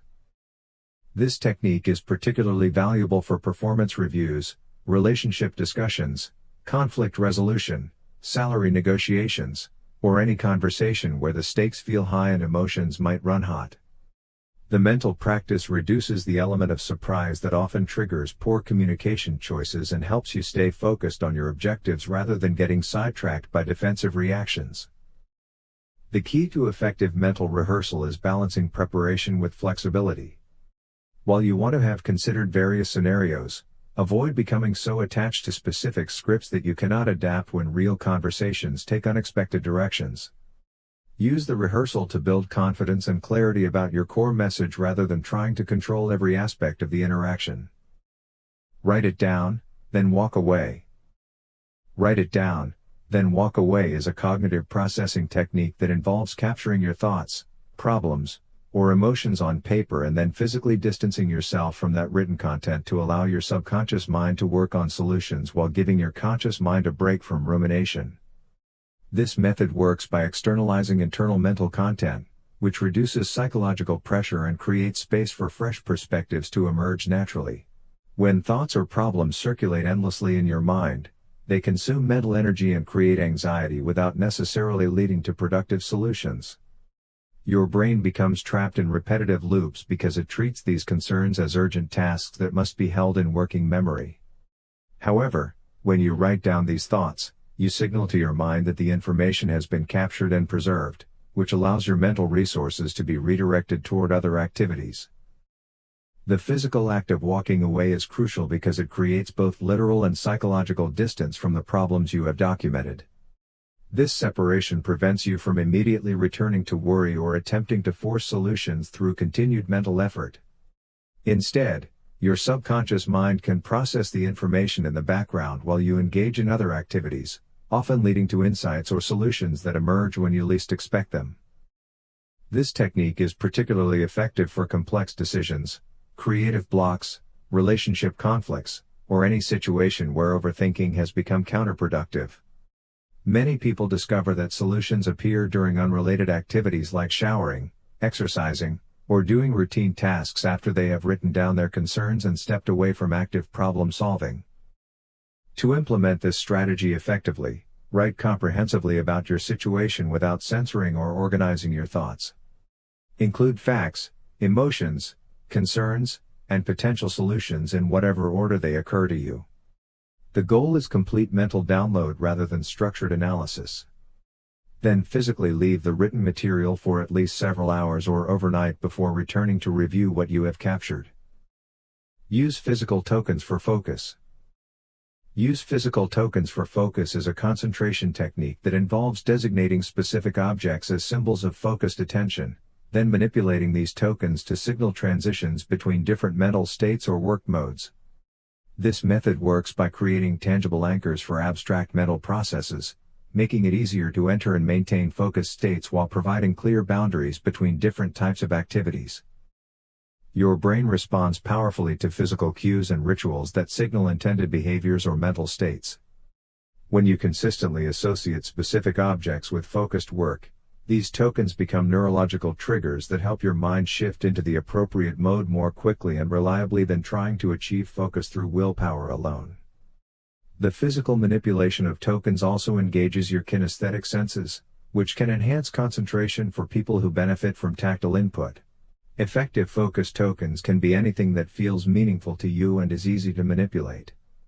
Some people use special pens that only come out during important work, coins they flip to signal the start of focused sessions, stones they hold while thinking through problems, or desk objects they arrange in specific patterns to indicate different work modes.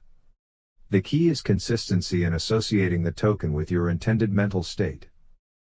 This technique is particularly valuable for people who work from home, have open office environments, or struggle with attention management in distracting settings. The physical token serves as both a personal cue for your own focus and a signal to others that you are engaged in concentrated work. Many people find that the ritual of handling their focus token helps them transition more smoothly from scattered attention to deep work.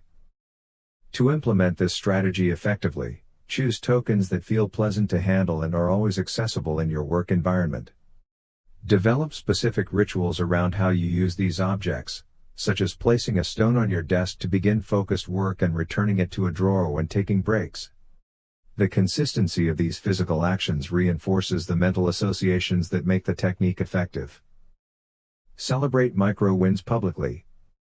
Celebrate micro wins publicly is a motivation and accountability technique that involves sharing small accomplishments and progress markers with others rather than waiting for major achievements to acknowledge your efforts.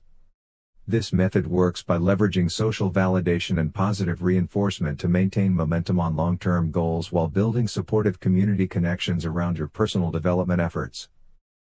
Most people only celebrate significant milestones like job promotions, completed projects, or major life changes, which means they go long periods without positive reinforcement for their daily efforts. This celebration gap can lead to motivation decline and abandonment of important goals because the brain needs regular reward signals to maintain consistent behavior. Micro-win celebration fills this gap by creating frequent opportunities for acknowledgement and encouragement.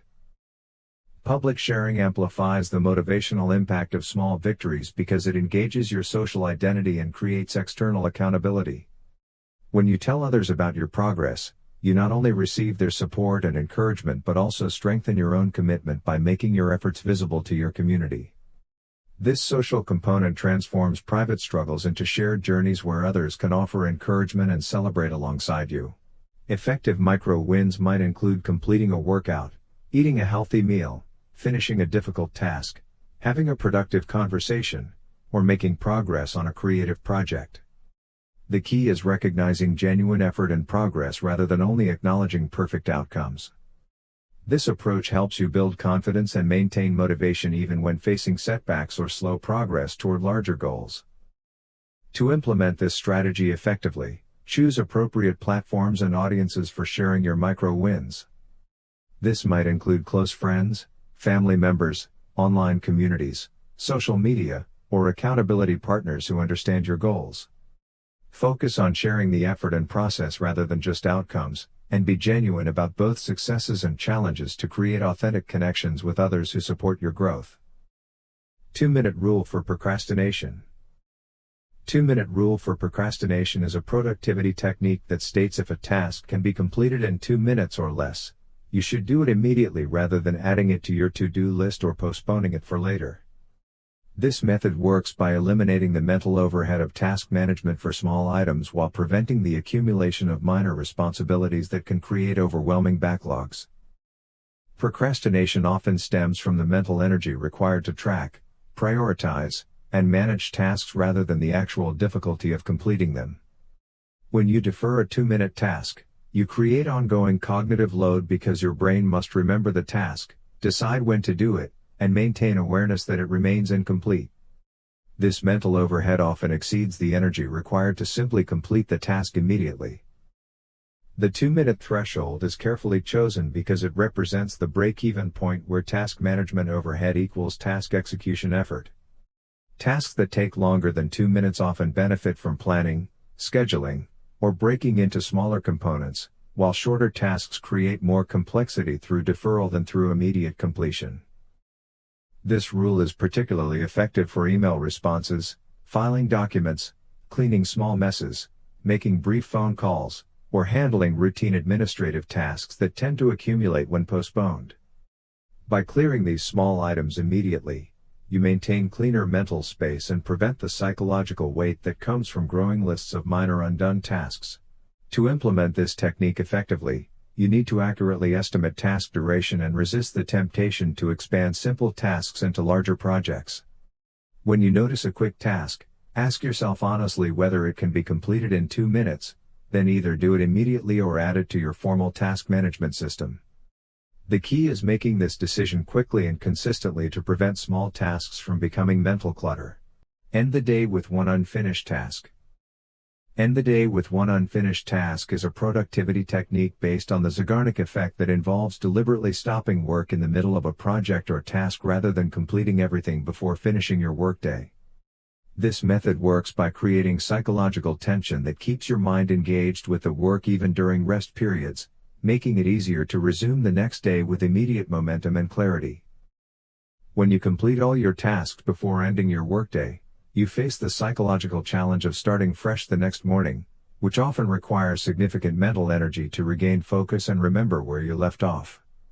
However, when you stop mid-task while you still have momentum and know exactly what comes next, your brain continues processing the incomplete work subconsciously, and you can pick up immediately where you stopped without the usual startup friction. The key to using this technique effectively is choosing the right type of task to leave unfinished. Ideal candidates are creative projects, writing assignments, problem-solving work, or any activity where you have a clear next step in mind. Avoid leaving incomplete tasks that involve other people, have tight deadlines, or could cause problems if delayed. The unfinished task should be something that energizes rather than stresses you.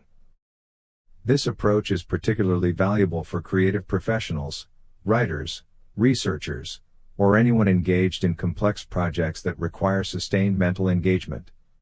Many successful authors use this technique by stopping mid-sentence when they know what comes next, making it effortless to continue writing the following day. The incomplete work serves as a mental bookmark that preserves your train of thought across rest periods. To implement this strategy effectively, resist the urge to tie up loose ends when you are in flow and know exactly what your next step should be. Trust that the psychological tension created by the incomplete task will work in your favor and that tomorrow's work will benefit from today's unfinished momentum. Reread journals from 6 months ago. Reread journals from 6 months ago is a self-reflection practice that involves reviewing your written thoughts, concerns, and experiences from approximately 6 months in the past to gain perspective on your personal growth, recurring patterns, and the temporary nature of many problems that once felt overwhelming. This method works by providing temporal distance that allows you to see your life with greater objectivity and recognize progress that is invisible in day-to-day experience. When you are immersed in current challenges and daily routines, it becomes difficult to recognize how much you have grown, learned, or changed over time. Problems that feel permanent and overwhelming today often resolve naturally or become manageable through gradual adaptation that you do not notice while it is happening. 6-month-old journal entries provide a window into your past mental state that reveals both your resilience and your capacity for growth. The 6-month time frame is specifically chosen because it provides enough distance to see meaningful change while remaining recent enough to feel relevant and connected to your current life. Shorter periods might not reveal significant growth, while longer periods might feel like reading about a different person entirely. 6 months typically captures complete cycles of seasonal change, work projects, relationship developments, or personal challenges. This practice often reveals several valuable insights, including problems that resolve themselves without the catastrophic outcomes you feared, recurring thought patterns that might benefit from attention, evidence of personal growth you had not recognized, and perspective on current challenges that seem overwhelming but might be temporary, like past difficulties. To implement this strategy effectively, maintain regular journal writing that captures both external events and internal experiences, including emotions, concerns, hopes, and daily observations. When reviewing old entries, look for patterns rather than judging your past thoughts, and use the insights to inform current decisions while appreciating the growth journey you are on. Label your coping patterns. Label your coping patterns is a self-awareness technique that involves identifying and naming the specific strategies you automatically use when facing stress, anxiety, or difficult emotions, then evaluating whether these patterns are helpful or harmful to your long-term well-being. This method works by bringing unconscious behaviors into conscious awareness, which creates the possibility of choosing more effective responses rather than defaulting to automatic reactions. Most people develop coping mechanisms early in life that help them manage difficult situations or emotions in their original context, but these same strategies may become counterproductive in adult circumstances. For example, perfectionism might have earned parental approval in childhood but creates paralyzing anxiety in professional settings. Avoidance might have protected you from conflict in your family but prevents healthy relationship communication as an adult. The labeling process involves observing your behavior patterns during stressful periods and giving them specific names such as withdrawing, people-pleasing, overworking, catastrophizing, or control-seeking. These labels should be descriptive rather than judgmental, focusing on what you do rather than evaluating whether you are good or bad for doing it. The goal is recognition and understanding rather than self-criticism.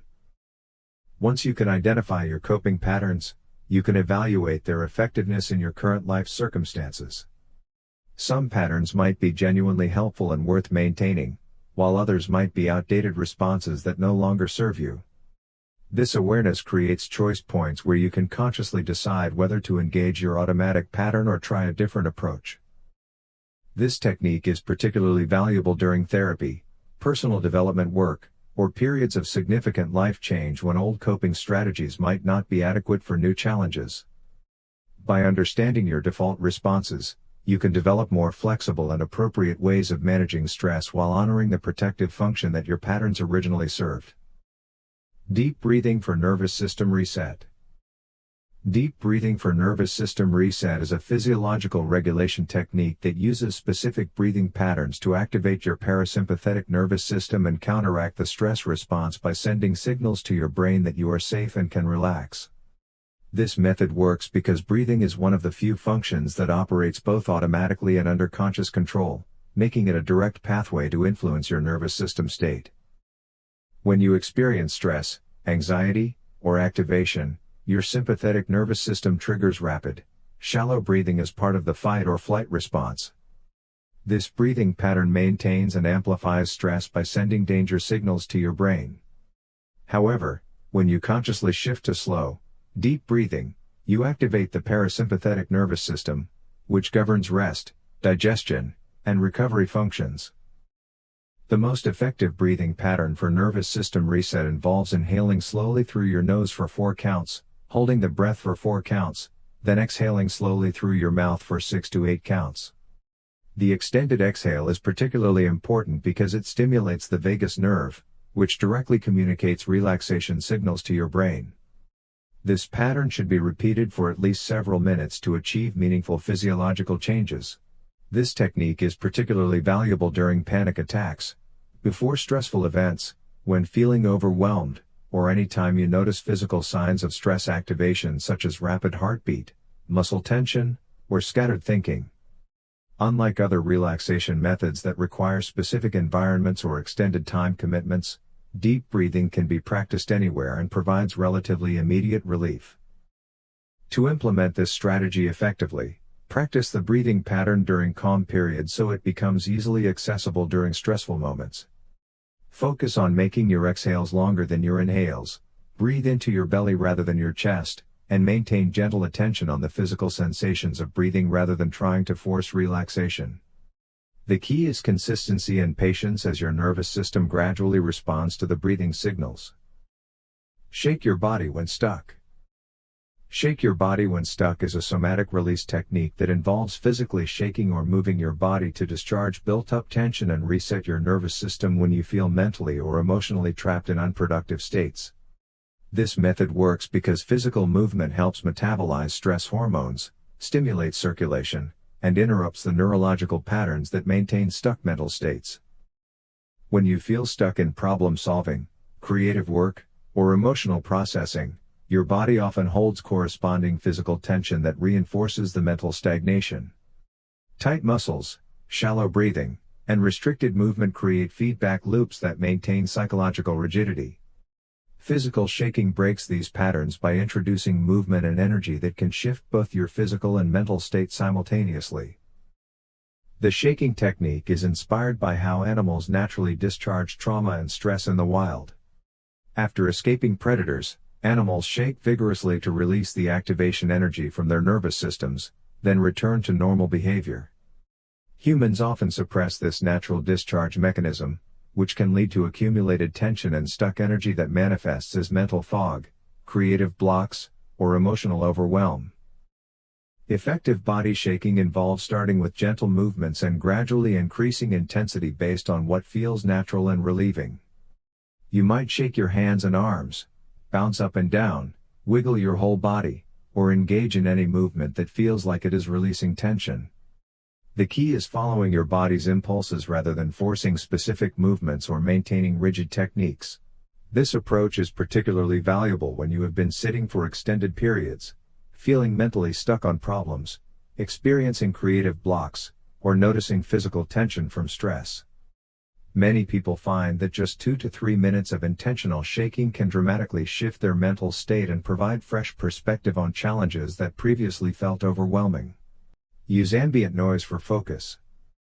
Use ambient noise for focus is a concentration technique that involves playing specific background sounds such as white noise, nature sounds, or instrumental music to mask distracting environmental noise while creating an auditory environment that promotes sustained attention and cognitive performance. This method works by providing consistent, non-intrusive sound that helps your brain filter out irregular noises that would otherwise break concentration. Complete silence is rarely optimal for focus because your brain remains alert to every small sound in the environment, from footsteps to conversations to mechanical noises. These unpredictable auditory interruptions force your attention away from important tasks and require mental energy to refocus. Ambient noise creates a consistent sound backdrop that masks these distractions while providing enough auditory stimulation to keep your mind engaged without being demanding. Different types of ambient noise serve different cognitive functions. White noise provides consistent masking across all frequencies and works well for routine tasks or environments with variable distractions. Nature sounds like rain or ocean waves can promote relaxation and creative thinking.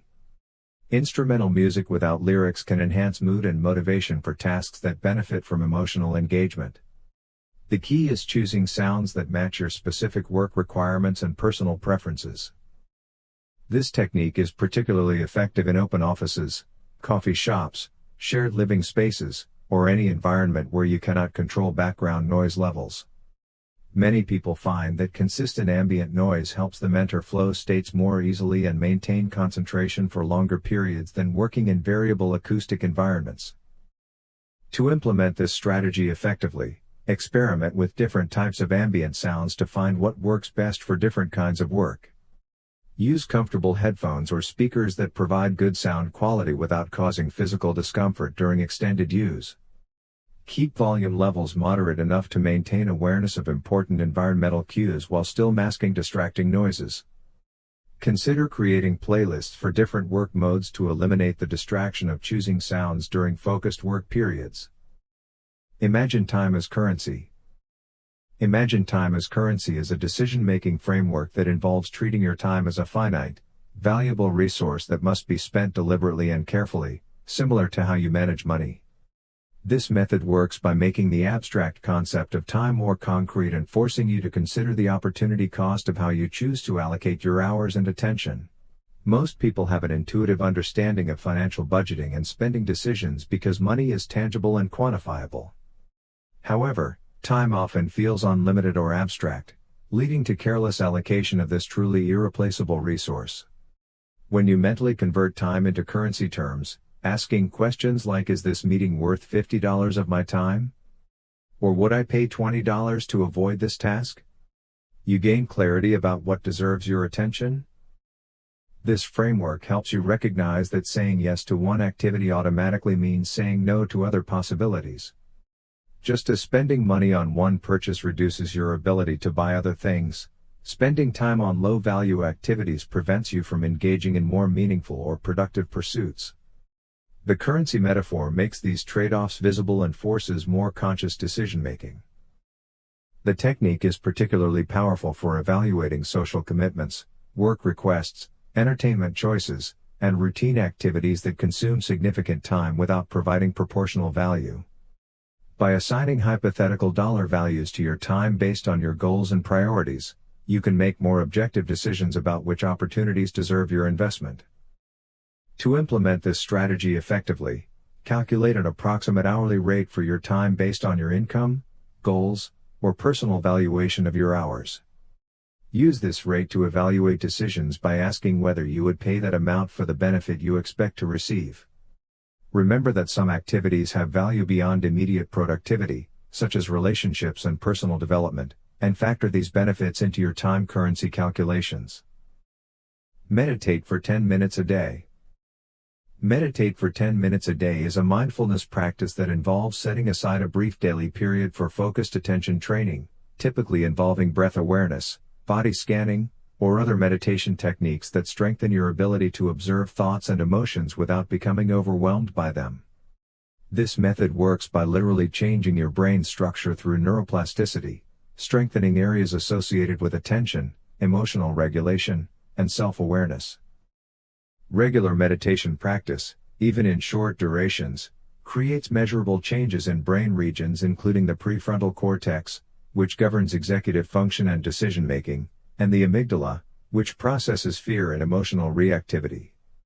These neurological changes translate into improved ability to manage stress, maintain focus during challenging tasks, and respond thoughtfully rather than reactively to difficult situations.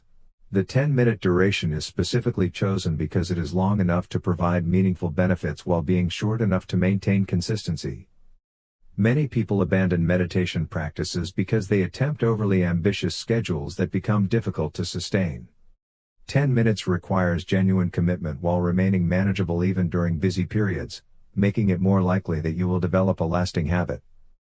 Effective meditation practice involves finding a consistent time and location, choosing a specific technique such as breath focus or body awareness, and maintaining the practice regardless of how your mind performs on any given day. The goal is not to stop thinking or achieve special states, but simply to notice when your attention wanders and gently return focus to your chosen anchor. This practice is particularly valuable for people dealing with anxiety, stress, attention difficulties, or anyone seeking greater emotional resilience and mental clarity. Research shows that even brief daily meditation can improve sleep quality, reduce blood pressure, enhance immune function, and increase overall life satisfaction within weeks of consistent practice. Count backward by sevens to stop anxiety. Count backward by sevens to stop anxiety is a cognitive distraction technique that involves starting from a high number like 100 and subtracting 7 repeatedly to interrupt anxious thought patterns and redirect your mental energy toward a challenging but manageable mathematical task. This method works by engaging your prefrontal cortex in focused calculation, which naturally calms the amygdala and breaks the cycle of escalating worry and physical anxiety symptoms. Anxiety often involves rapid, repetitive thoughts that create feedback loops between your mind and body, where worried thinking triggers physical stress responses, which then fuel more anxious thoughts. This cycle can escalate quickly and feel impossible to interrupt through willpower alone. However, when you engage in backward counting by sevens, your brain must concentrate on mathematical processing, which uses different neural pathways than anxiety and naturally interrupts the worry cycle.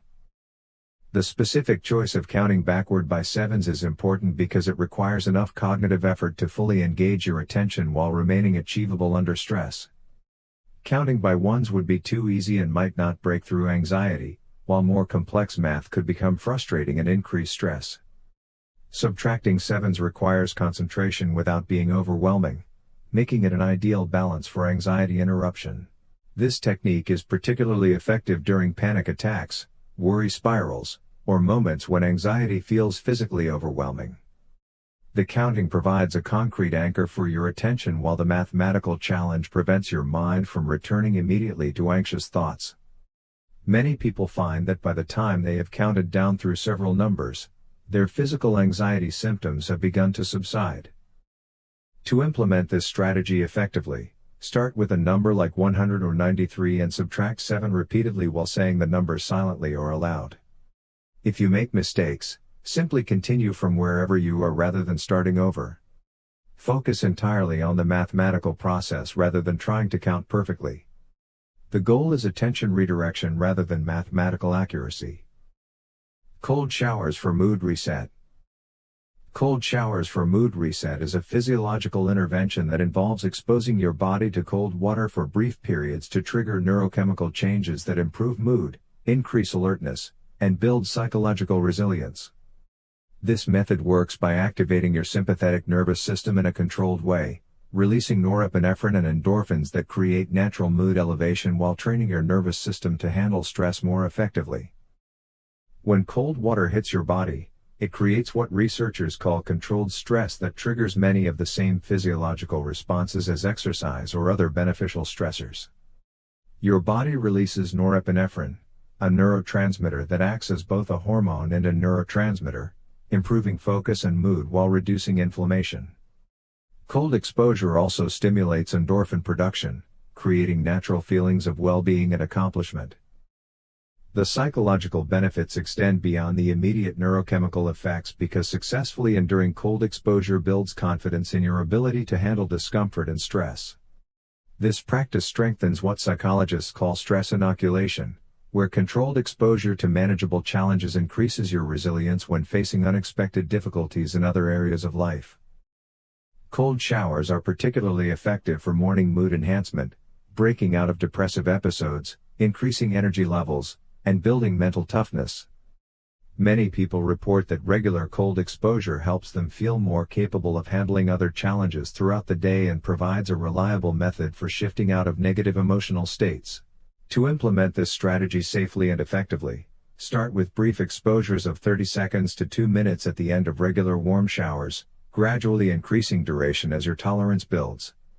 Focus on deep, controlled breathing during the cold exposure rather than tensing up or holding your breath. The key is consistent practice rather than extreme temperatures or durations.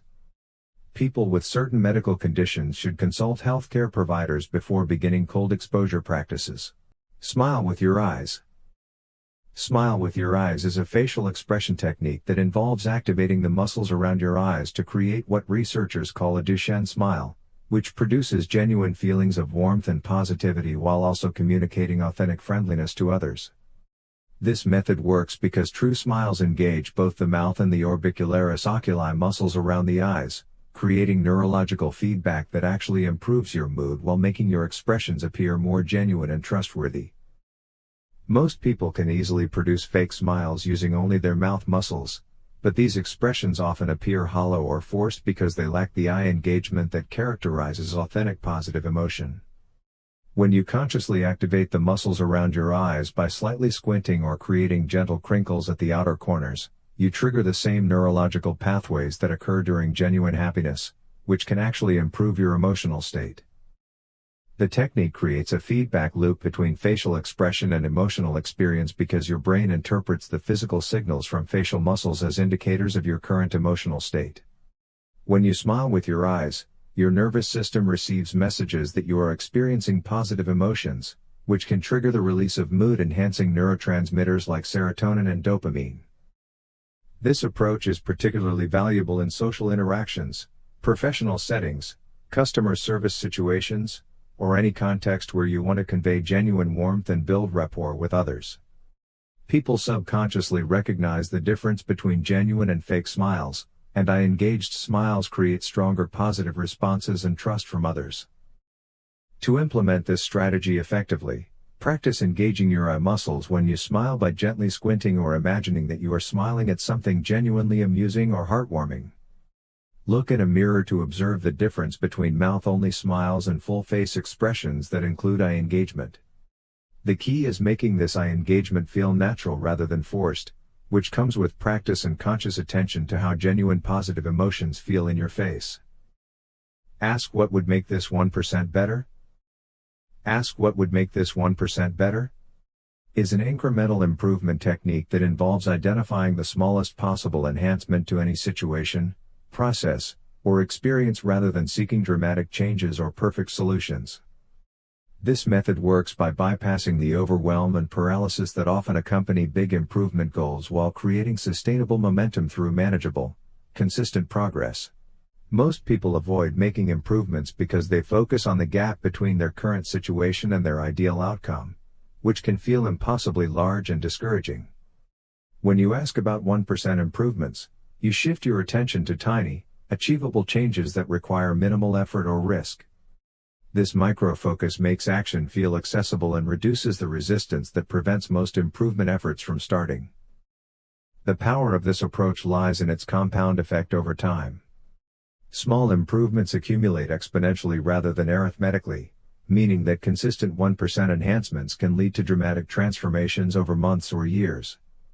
This principle explains why successful athletes, businesses, and individuals often focus on marginal gains rather than revolutionary changes. The technique is particularly effective for areas where you feel stuck, overwhelmed, or perfectionistic. Instead of asking how can I completely transform my health? You might ask what would make my next meal 1% healthier? Rather than how do I become an expert writer? You could ask what would make this paragraph 1% clearer? These smaller questions generate actionable answers that you can implement immediately. This approach also helps you develop a growth mindset where improvement becomes a continuous process rather than a destination. When you regularly look for 1% enhancements, you train your brain to notice opportunities for optimization that would otherwise remain invisible. The question becomes a mental habit that drives consistent progress across all areas of your life. To implement this strategy effectively, make the 1% question a regular part of your evaluation process for work projects, relationships, health habits, and personal development efforts. Focus on changes that are so small they feel almost trivial, as these are most likely to be sustainable and create lasting momentum. Postpone temptation by 10 minutes. Postpone temptation by 10 minutes is a self-control technique that involves delaying immediate gratification by telling yourself you can indulge in whatever you want, but only after waiting 10 minutes first. This method works by creating psychological distance between impulse and action while often allowing the initial craving to naturally diminish during the delay period. When you experience strong urges for unhealthy food, unnecessary purchases, social media scrolling, or other tempting behaviors, your brain is operating in immediate gratification mode where the present urge feels urgent and overwhelming. However, most impulses are temporary experiences that peak quickly and then subside if you do not feed them with immediate action. The 10-minute delay allows this natural decline to occur. The technique is more effective than trying to resist temptation entirely because it does not trigger psychological reactance, the phenomenon where prohibition makes forbidden things more desirable. Instead of telling yourself I cannot have this, you are saying I can have this in 10 minutes, which feels like permission rather than restriction. This framing reduces internal conflict and makes the delay feel more acceptable. During the 10-minute waiting period, you can engage in alternative activities, practice breathing exercises, call a friend, or simply observe how the urge changes over time. Many people discover that their initial craving significantly weakens or disappears entirely during this brief delay, making it easier to choose healthier alternatives or skip the tempting behavior altogether. This approach is particularly valuable for managing food cravings, impulse shopping, procrastination behaviors, or any automatic habits that you want to change. The technique builds self-awareness about your impulse patterns while strengthening your capacity for delayed gratification through regular practice. To implement this strategy effectively, set a timer for exactly 10 minutes when you notice strong urges, then genuinely give yourself permission to indulge after the time expires. Often, you will find that you no longer want what initially seemed irresistible, but honoring your original agreement builds trust in the technique for future use. Visualize failing dramatically. Visualize failing dramatically is a counterintuitive preparation technique that involves deliberately imagining the worst possible outcomes of important endeavors in vivid, exaggerated detail to reduce anxiety through exposure while building confidence in your ability to handle setbacks. This method works by making your fears concrete and specific rather than vague and overwhelming, which often reveals that even dramatic failures are more survivable than your anxiety suggests. Most people avoid thinking about potential failures because they assume this will increase their anxiety and undermine their confidence. However, avoiding failure thoughts often makes them more frightening because unknown dangers feel more threatening than familiar ones. When you deliberately visualize specific failure scenarios, you transform abstract fears into concrete situations that you can mentally prepare for and develop responses to. The technique involves imagining not just ordinary setbacks but truly dramatic, exaggerated failures that are far worse than what is likely to actually occur. You might visualize completely bombing a presentation so badly that you forget your own name, or launching a business that fails so spectacularly that it becomes a cautionary tale. This deliberate exaggeration serves two purposes: it makes real potential failures seem manageable by comparison, and it often reveals the absurdity of your worst-case thinking. This approach is particularly effective for performance anxiety, entrepreneurial ventures, creative projects, or any situation where fear of failure is preventing you from taking important risks. By mentally rehearsing dramatic failures, you often discover that you have more resilience and recovery options than you initially realized. The visualization should include not just the failure itself but also how you would handle the aftermath, who would support you, what you would learn from the experience, and how you would rebuild or move forward. This comprehensive mental rehearsal builds genuine confidence in your ability to navigate setbacks rather than just hoping they will not occur. Keep a brag file. Keep a brag file is a confidence-building practice that involves maintaining an ongoing record of your accomplishments, positive feedback, successful projects, and personal victories to reference during moments of self-doubt or when preparing for performance reviews, job interviews, or other situations requiring self-advocacy. This method works by creating external validation of your capabilities that counteracts the natural tendency to forget achievements while remembering failures vividly. Human psychology includes a negativity bias that makes criticism and failures more memorable than successes and praise. This evolutionary adaptation helped our ancestors avoid dangerous situations but creates problems in modern contexts where self-confidence and accurate self-assessment are important for career advancement and personal development. A brag file serves as an antidote to this bias by preserving evidence of your competence and growth.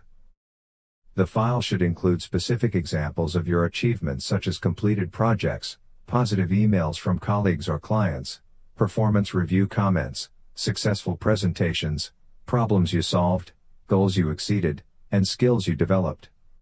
The key is recording specific details and outcomes rather than general statements, as concrete examples are more convincing and memorable when you need confidence boosts. This practice is particularly valuable for people who struggle with imposter syndrome, have difficulty advocating for themselves in professional settings, or tend to minimize their own accomplishments. The brag file provides objective evidence of your capabilities that you can review before important meetings, interviews, or performance conversations. Regular maintenance of your brag file also helps you recognize patterns in your strengths and achievements that might otherwise go unnoticed. You may discover that you consistently excel in certain types of projects or that specific skills contribute to your success across different contexts. This self-knowledge supports better career decisions and more effective self-presentation.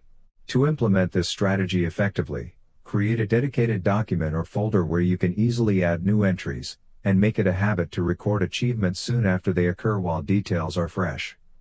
Include dates, specific outcomes, and any feedback you receive to make the entries more compelling when you review them later. Compliment people behind their backs. Compliment people behind their backs is a relationship-building technique that involves speaking positively about others when they are not present, which creates a ripple effect of goodwill that ultimately returns to strengthen your relationships and reputation. This method works because positive comments about absent people demonstrate your character and trustworthiness while often making their way back to the original person, creating stronger bonds and mutual respect. Most workplace and social conversations naturally drift toward gossip, complaints, or neutral topics, which creates missed opportunities for relationship building and can contribute to negative group dynamics. When you consciously choose to highlight others' strengths, accomplishments, or positive qualities in their absence, you shift the conversational tone while demonstrating that you are someone who builds others up rather than tearing them down. This practice creates multiple beneficial effects simultaneously. The people you compliment often learn about your positive comments through mutual connections, which increases their trust and appreciation for you. The people who hear you speaking positively about others recognize that you are likely to treat them with similar respect when they are not around, which builds their confidence in your character. You also train your own brain to notice and articulate positive qualities in others, which improves your overall relationship satisfaction. The technique is particularly powerful in professional environments where competition and criticism are common, as your positive approach will stand out and be remembered by colleagues and supervisors. People begin to see you as someone who contributes to positive team dynamics and can be trusted with sensitive information because you have demonstrated discretion and kindness. To implement this strategy effectively, look for genuine opportunities to mention others' contributions, skills, or positive qualities when relevant to conversations. Focus on specific accomplishments or character traits rather than generic praise, and ensure your comments are authentic rather than forced. The key is making this a natural part of how you communicate rather than an obvious technique. Set alarms for emotional check-ins. Set alarms for emotional check-ins is a mindfulness technique that involves programming regular reminders throughout your day to pause and assess your current emotional state, stress levels, and overall well-being. This method works by interrupting the autopilot mode that allows negative emotions to build unnoticed while creating opportunities for early intervention before small problems become overwhelming. Most people become so absorbed in daily tasks and responsibilities that they lose awareness of their emotional and physical state until stress, anxiety, or fatigue reaches crisis levels. These regular check-ins create structured moments for self-awareness that can prevent emotional overwhelm while helping you recognize patterns in your responses to different situations, people, or times of day. The alarms serve as external cues that prompt internal reflection, asking questions like, how am I feeling right now? What does my body need? Am I carrying tension anywhere? Or what emotion am I experiencing?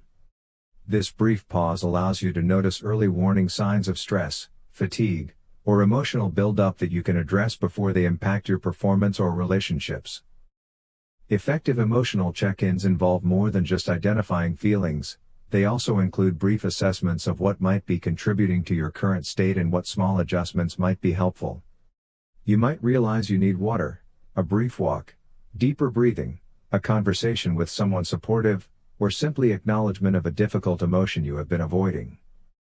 This practice is particularly valuable for people in high-stress jobs, parents managing complex schedules, or anyone prone to anxiety or emotional overwhelm. The regular check-ins build emotional intelligence and self-regulation skills while preventing small issues from escalating into larger problems. To implement this strategy effectively, set 3 to 5 alarms throughout your day at times when brief pauses are feasible. Keep the check-ins short, perhaps 1 to 2 minutes, focusing on awareness rather than problem solving. Use the information you gather to make small adjustments that support your well-being throughout the day. Remove I should from your vocabulary. Remove I should from your vocabulary is a language modification technique that involves eliminating phrases containing should from your internal and external dialogue to reduce guilt, shame, and self-criticism while creating space for more authentic decision-making based on your actual values and priorities. This method works because should statements typically reflect external expectations or internalized rules rather than genuine personal desires, creating internal conflict and resentment. The word should carries implicit judgment and pressure that suggests you are failing to meet some standard or expectation.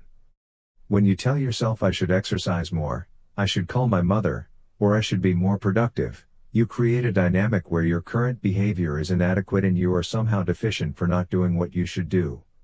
This self-talk generates guilt and resistance rather than motivation for positive change.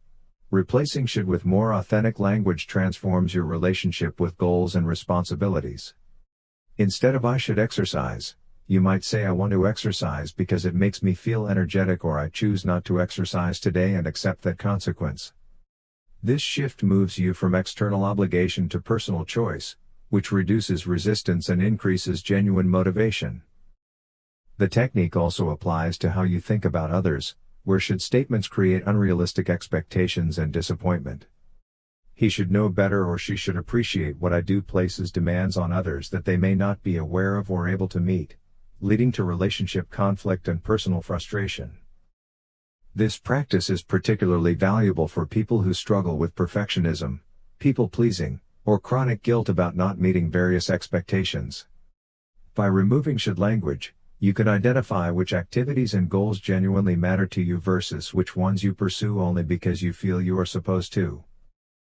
To implement this strategy effectively, notice when you use should in your thinking or speaking and experiment with alternative phrasings that reflect choice, preference, or authentic values.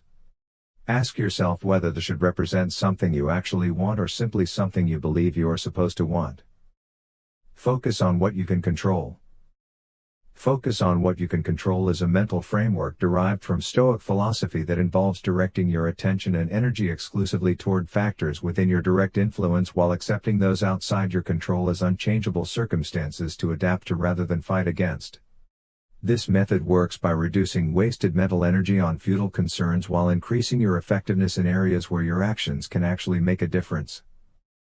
Most anxiety, frustration, and stress comes from trying to control outcomes, other people's behavior, external circumstances, or past events that are beyond your direct influence.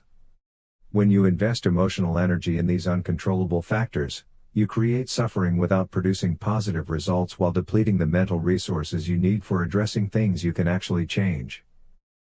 The practice involves regularly categorizing your concerns into two categories: things you can control and things you cannot control. Controllable factors typically include your actions, responses, effort, preparation, attitudes, and decisions. Uncontrollable factors include other people's choices, natural disasters, economic conditions, past events, and most outcomes that depend on variables beyond your influence. This framework is particularly powerful during challenging situations where you feel overwhelmed or helpless. Instead of spiraling into worry about all the things that could go wrong, you can ask, what specific actions can I take right now? And focus your energy exclusively on those concrete steps. This approach often reveals more control than you initially realized while eliminating the paralysis that comes from focusing on uncontrollable factors. The technique does not mean becoming passive or uncaring about outcomes, but rather recognizing that your influence comes through your choices and actions rather than through worry, control attempts, or emotional resistance to reality. By accepting what you cannot control, you free up energy to maximize your effectiveness in areas where you do have influence. To implement this strategy effectively, regularly ask yourself, is this within my control? When you notice stress or frustration building, redirect your attention to specific actions you can take rather than outcomes you hope to achieve, and practice accepting uncontrollable circumstances as information to respond to rather than problems to solve. Use the Pomodoro technique.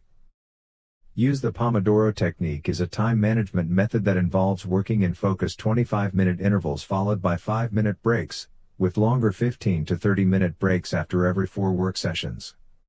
This approach works by leveraging your brain's natural attention rhythms while creating sustainable work periods that prevent mental fatigue and maintain consistent productivity throughout the day. Most people struggle with sustained focus because they either work for exhaustingly long periods that lead to burnout, or they work in scattered, unfocused sessions that feel busy but accomplish little. The Pomodoro technique provides structure that optimizes both focus and recovery by matching work intervals to your brain's natural capacity for sustained attention while ensuring adequate rest to maintain performance. The 25-minute work period is specifically chosen because it is long enough to accomplish meaningful work while being short enough to maintain intense focus without mental fatigue. Knowing that you only need to concentrate for 25 minutes makes it easier to resist distractions and stay engaged with challenging tasks. The regular breaks prevent the cognitive exhaustion that leads to procrastination and poor decision-making. During work intervals, you commit to focusing on a single task without checking email, social media, or engaging in other distracting activities. The timer creates external structure that helps you maintain this focus while providing a clear endpoint that makes sustained effort feel manageable. The breaks allow your mind to rest and consolidate information while preparing for the next focused session. This technique is particularly effective for creative work, studying, writing, or any cognitively demanding tasks that benefit from sustained attention. Many people find that they accomplish more in 4 focused Pomodoros than in entire days of scattered, unfocused work attempts. To implement this strategy effectively, choose a single task for each Pomodoro session, eliminate distractions during work periods, take breaks away from your work area when possible, and track your completed sessions to build momentum and measure productivity improvements over time. Get sunlight before 10 a.m. Get sunlight before 10 a.m. means exposing yourself to natural sunlight during the early morning hours to regulate your body's internal clock and improve your overall well-being. This simple practice works by activating your circadian rhythm, which is your body's natural 24-hour cycle that controls when you feel awake and when you feel sleepy. When sunlight hits your eyes in the morning, it signals to your brain to stop producing melatonin, the hormone that makes you drowsy. This creates a clear distinction between day and night in your body's systems. The morning sun also triggers the production of cortisol, which gives you natural energy and alertness to start your day effectively. The timing is crucial because morning sunlight contains the right spectrum of light wavelengths that your body needs without being too intense. After 10 a.m., the sun becomes stronger and can be harsh on your eyes and skin, while also being less effective at setting your circadian rhythm. This practice helps improve your sleep quality at night because your body will naturally begin producing melatonin at the appropriate evening hours. You'll likely find yourself falling asleep more easily and waking up more refreshed. Additionally, morning sunlight exposure can boost your mood by increasing serotonin production, which acts as a natural antidepressant. The practice is especially beneficial for people who struggle with seasonal depression, jet lag, or irregular sleep schedules. Even just 10 to 15 minutes of morning sunlight can make a significant difference. You don't need to stare directly at the sun, simply being outside or near a window where natural light can reach your eyes is sufficient. Regular morning sunlight exposure also supports vitamin D production, which is essential for bone health, immune function, and mood regulation. This creates a positive cycle where better sleep leads to more energy for healthy habits throughout the day. Drink water before coffee. Drink water before coffee means consuming a glass of water immediately upon waking before having your first cup of coffee or any caffeinated beverage. This practice addresses the natural dehydration that occurs during sleep and prevents coffee from exacerbating this condition. During the night, your body continues to function and lose water through breathing, sweating, and cellular processes, even though you're not consuming any fluids for 6 to 8 hours. When you wake up, you're naturally in a mild state of dehydration. Drinking coffee first thing amplifies this dehydration because caffeine is a diuretic, meaning it increases urine production and causes your body to eliminate more water. Starting with water instead helps rehydrate your cells, kickstarts your metabolism, and prepares your digestive system for the day.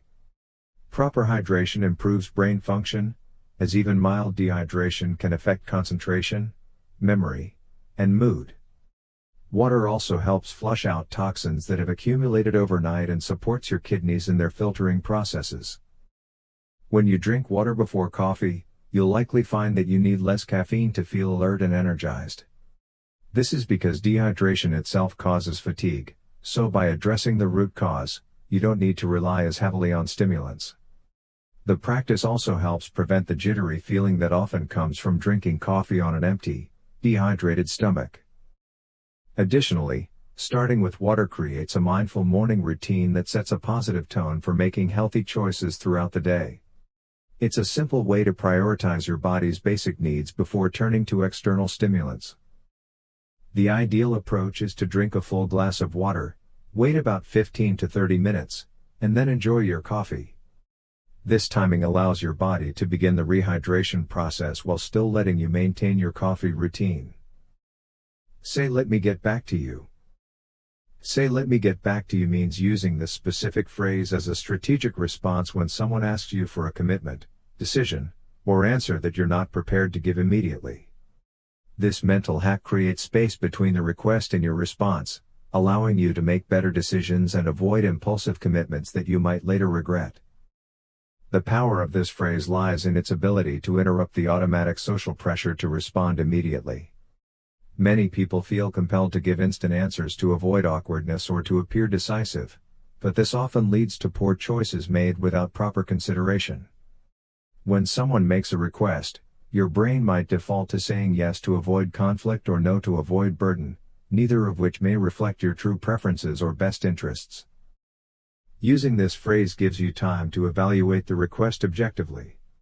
You can consider your current commitments, energy levels, and priorities without the pressure of someone waiting for an immediate response. This leads to more authentic decisions that align with your values and goals. The phrase is also socially acceptable and professional. It doesn't offend the person making the request because it implies that you're taking the request seriously enough to give it proper consideration. Most people respect this response because it suggests thoughtfulness rather than dismissal. This practice helps you avoid overcommitment, which is a common source of stress and burnout. It also prevents you from making promises you can't keep, which damages relationships and your reputation over time. By taking time to consider requests, you can also suggest alternative solutions or compromises that work better for everyone involved. The key is to actually follow through and get back to the person within a reasonable time frame, usually within 24 hours for most requests. Ask questions instead of making statements. Ask questions instead of making statements means transforming your natural tendency to declare opinions or facts into genuine inquiries that invite dialogue and deeper understanding. This approach shifts conversations from debates or monologues into collaborative explorations of ideas and perspectives. When you make statements, you're essentially closing doors to new information and different viewpoints. Statements tend to create defensive responses because they can sound like judgments or challenges to other people's beliefs. Questions, on the other hand, open doors and invite others to share their thoughts, creating a more receptive atmosphere for communication. This technique is particularly powerful in conflict situations. Instead of saying "you're wrong about this," you might ask, "Can you help me understand your perspective on this?" The question format makes the other person feel heard and valued rather than attacked, which makes them more likely to listen to your viewpoint as well. Questions also help you gather more information before forming conclusions. When you're curious rather than certain, you're more likely to discover nuances and complexities that you might have missed otherwise. This leads to better decision-making and more creative solutions to problems. In professional settings, asking questions demonstrates thoughtfulness and collaboration rather than arrogance or know-it-all behavior. Colleagues and supervisors typically respond more positively to inquiry than to proclamation, especially when discussing complex issues that require multiple perspectives. The practice also keeps your own mind more flexible and open to learning. When you habitually ask questions, you maintain a growth mindset that allows you to continuously expand your understanding and adapt your views based on new evidence. The key is to ask genuine questions driven by curiosity rather than leading questions designed to trap or manipulate others into agreeing with your predetermined conclusions. 1 big, 3 medium, 5 small tasks. 1 big, 3 medium, 5 small tasks means structuring your daily task list using this specific numerical framework to create a balanced and manageable workload that maximizes productivity while preventing overwhelm. This system recognizes that not all tasks are created equal and organizes them according to their complexity, time requirements, and mental energy demands. The 1 big task represents your most important or challenging project for the day. This might be a complex work assignment, a difficult conversation, or a significant personal goal. By limiting yourself to just one major task, you ensure that you have enough mental resources to tackle it effectively without spreading yourself too thin across multiple demanding projects. The 3 medium tasks are moderately complex activities that require focused attention but aren't as overwhelming as your big task.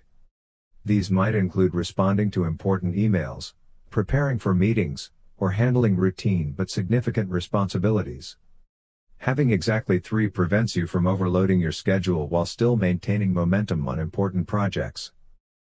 The 5 small tasks are quick, easy activities that can be completed in just a few minutes each.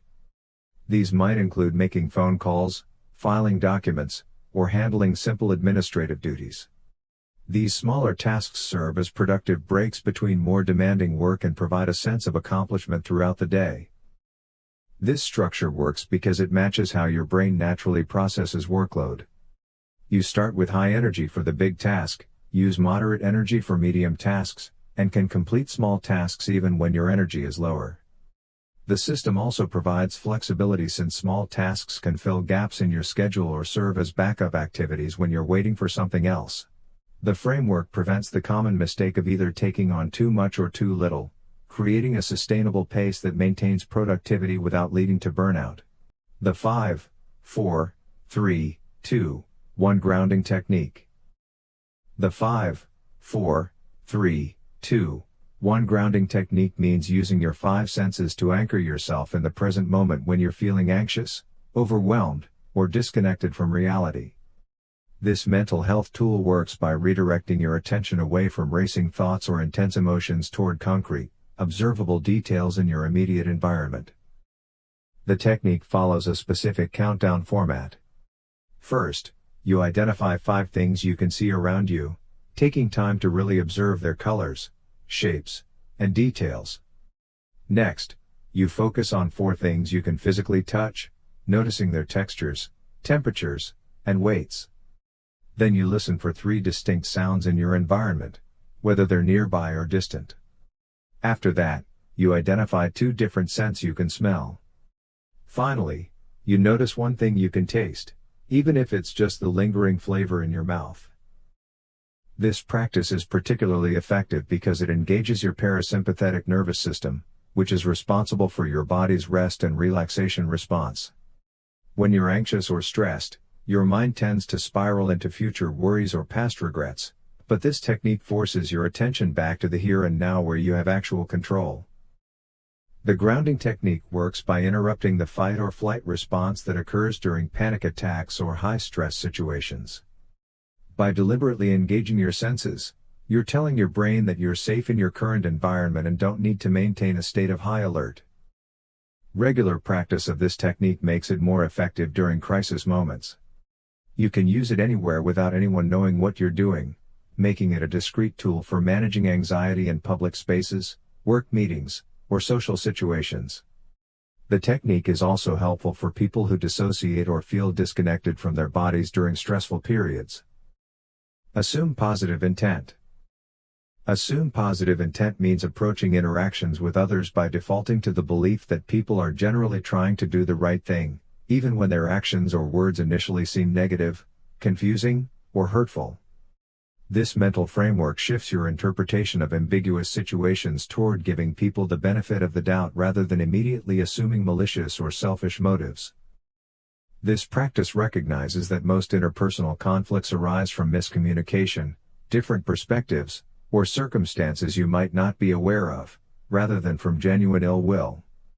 When someone cuts you off in traffic, cancels plans last minute, or sends a terse email, assuming positive intent means considering that they might be dealing with an emergency, having a bad day, or simply communicating differently than you do. The technique works by interrupting your brain's natural tendency toward negative attribution, which is a cognitive bias that makes us more likely to assume the worst about others' motivations. This bias exists because it historically helped humans survive by being cautious about potential threats, but in modern social situations, it often creates unnecessary conflict and stress. When you assume positive intent, you respond to situations with curiosity rather than defensiveness. Instead of immediately getting angry or hurt, you might ask clarifying questions or offer support. This approach often reveals that your initial negative interpretation was incorrect and leads to better outcomes for everyone involved. The practice also improves your own mental health by reducing the emotional burden of carrying around resentment and suspicion. When you're not constantly on guard against perceived slights, you can maintain better relationships and experience less chronic stress. However, assuming positive intent doesn't mean being naive or ignoring genuine red flags. It's about giving people a fair chance to explain themselves before jumping to negative conclusions. Set anti-goals. Set anti-goals means deliberately identifying and writing down specific outcomes, behaviors, or life situations that you want to avoid, creating a clear picture of what failure or misery would look like in your life. This reverse psychology approach to goal setting works by helping you recognize and steer away from patterns that lead to unhappiness, regret, or stagnation. Traditional goal setting focuses on what you want to achieve, but anti-goals focus on what you want to prevent. For example, instead of just setting a goal to be financially successful, you might set an anti-goal of never wanting to stress about money or live paycheck to paycheck. Instead of setting a goal to be healthy, you might set an anti-goal of never wanting to feel sluggish and tired all the time. This technique is psychologically powerful because humans have a stronger motivational response to avoiding pain than pursuing pleasure. When you clearly visualize what you don't want your life to become, It creates a strong emotional drive to make choices that move you away from those outcomes. The fear of regret often motivates behavior change more effectively than the promise of reward.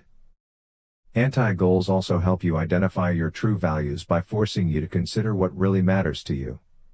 When you think about what you definitely don't want, it often becomes clearer what you do want. They serve as a filtering system for decision-making, helping you quickly eliminate options that would move you toward your anti-goals. The practice also helps you recognize early warning signs when you're heading in the wrong direction.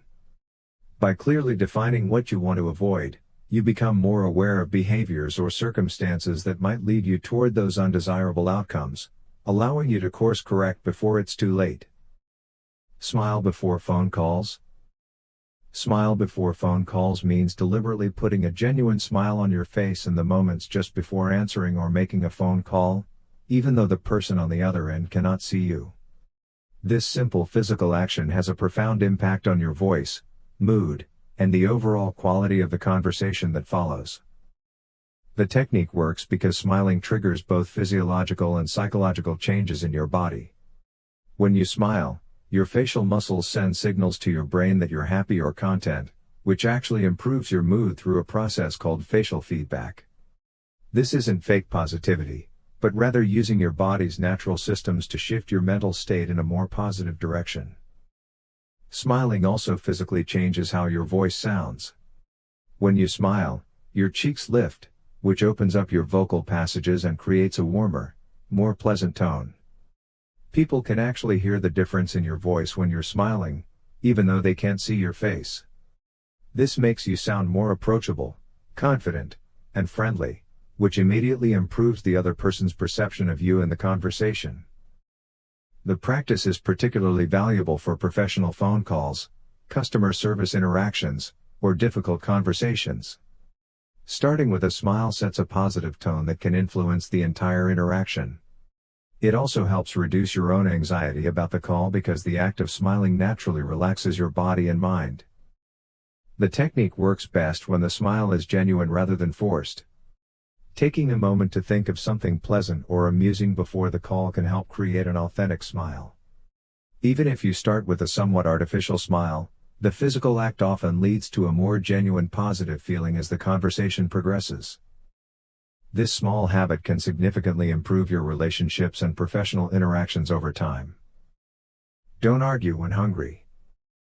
Don't argue when hungry means recognizing that physical hunger significantly impairs your judgment, emotional regulation, and communication skills, making it crucial to avoid important discussions or confrontations when you haven't eaten recently. This practice acknowledges the powerful connection between your blood sugar levels and your mental state. When you're hungry, your blood glucose drops, which directly affects your brain's prefrontal cortex, the area responsible for executive functions like decision-making, impulse control, and rational thinking. This is why hunger often makes people irritable, impatient, and more likely to say things they'll later regret. The term hangry exists because this connection between hunger and anger is so universally experienced. Low blood sugar also increases stress hormones like cortisol and adrenaline, putting your body in a mild fight or flight state.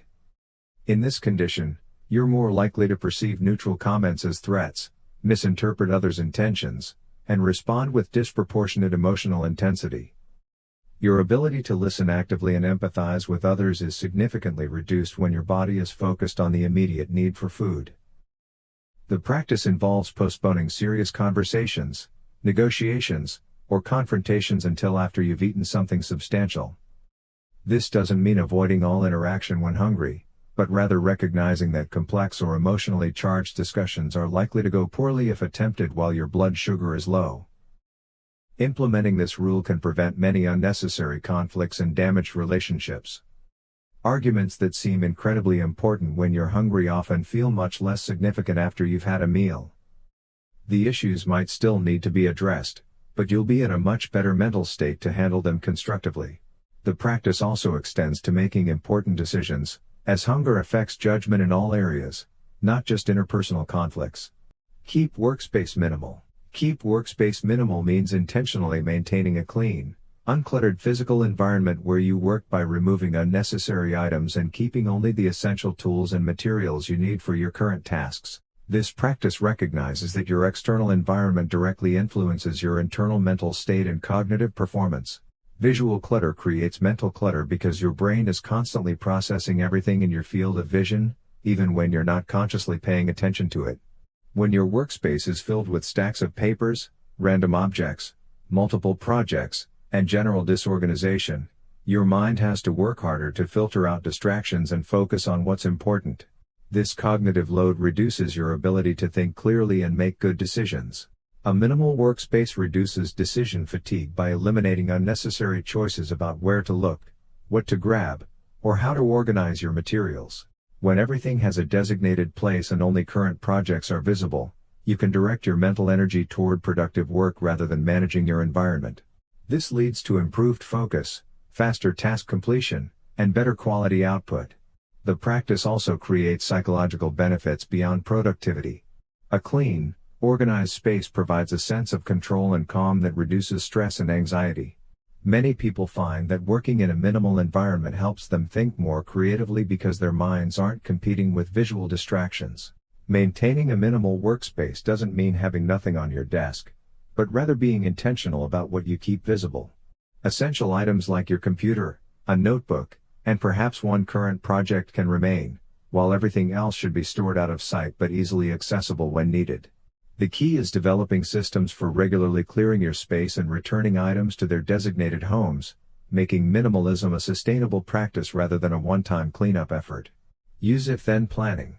Use if-then planning means creating specific conditional statements that pre-decide how you'll respond to particular situations or obstacles before they occur. This technique involves identifying potential scenarios and establishing predetermined actions using the format if X happens, then I will do Y, which eliminates the need for willpower or decision-making in the moment. The power of if-then planning lies in its ability to bypass the mental effort required for decision-making when you're facing temptation, stress, or unexpected circumstances. When you've already decided how to respond to a situation, your brain can automatically execute the planned behavior without engaging in internal debate or negotiation. This is particularly valuable for maintaining good habits or avoiding destructive behaviors. For example, instead of relying on motivation to exercise, you might create an if-then plan like if it's 7 a.m. on a weekday, then I will immediately put on my workout clothes. Or for avoiding unhealthy eating, you might plan if I feel like snacking after dinner, then I will drink a glass of water and go for a 5-minute walk instead. This technique works because it takes advantage of your brain's pattern recognition and automatic response systems. When the predetermined trigger occurs, your brain recognizes the cue and initiates the planned response without requiring conscious willpower. Research shows that people who use if-then planning are significantly more likely to follow through on their goals compared to those who rely on general intentions. If-then planning is especially effective for overcoming common obstacles and excuses.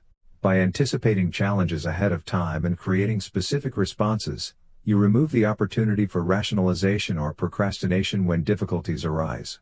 The technique also helps you stay consistent with important behaviors even when your motivation or circumstances change. Sleep with paper nearby. Sleep with paper nearby means keeping a notebook and pen within arm's reach of your bed so you can immediately capture any important thoughts, ideas, or reminders that come to you during the night or upon waking. This practice acknowledges that your brain often processes information and generates insights during sleep, and these valuable thoughts can disappear quickly if not recorded immediately. The technique works because your mind continues working on problems and making connections even while you sleep. Many people experience their best ideas or solutions to persistent problems during the drowsy transition periods between sleep and wakefulness, when your logical mind is relaxed and your creative subconscious is more active. However, these insights are fragile and often vanish within minutes if not captured. Having paper nearby eliminates the barriers that prevent you from recording these thoughts. Without a convenient way to write things down, you might tell yourself you'll remember in the morning. But sleep-related memories are particularly vulnerable to forgetting. The act of getting up to find paper and pen often causes the idea to slip away entirely, where the effort required makes you decide the thought wasn't worth preserving. The practice also helps improve your sleep quality by providing a way to clear your mind of racing thoughts. When worries, task reminders, Or creative ideas keep you awake. Writing them down signals to your brain that they've been handled and don't need to be held in active memory. This mental clearing often allows you to fall back asleep more easily. Many breakthrough innovations and creative works have emerged from ideas that came to people during the night. By maintaining this simple system, you ensure that your sleeping mind's contributions to your waking life aren't lost to the morning routine. Limit screen time before bed. Limit screen time before bed means establishing a specific cutoff time, typically 1 to 2 hours before your intended bedtime, when you stop using electronic devices like phones, tablets, computers, and televisions. This practice protects your natural sleep cycle from the disrupting effects of artificial blue light and mental stimulation that screens provide. The primary issue with screens before bed is blue light exposure, which suppresses your body's production of melatonin, the hormone that signals it's time to sleep. Your brain interprets blue light as daylight, which keeps your circadian rhythm in daytime mode even when it's dark outside. This makes it harder to fall asleep and reduces the quality of sleep you get throughout the night. Beyond the physiological effects, screens also provide mental stimulation that keeps your mind active when it should be winding down. Social media, news, work emails, and entertainment content all engage your brain in ways that make it difficult to transition into the calm, relaxed state necessary for good sleep. The constant stream of information and emotional triggers from screens can leave your mind racing with thoughts long after you've turned off the device. Implementing this practice involves creating alternative evening activities that promote relaxation instead of stimulation. Reading physical books, gentle stretching, meditation, journaling, or having quiet conversations can replace screen time while actually helping prepare your body and mind for sleep. The benefits extend beyond just falling asleep more easily. People who limit evening screen time often report deeper, more restorative sleep, better morning alertness, and improved mood the following day. The practice also creates space for reflection and connection with others, making evenings more meaningful and satisfying.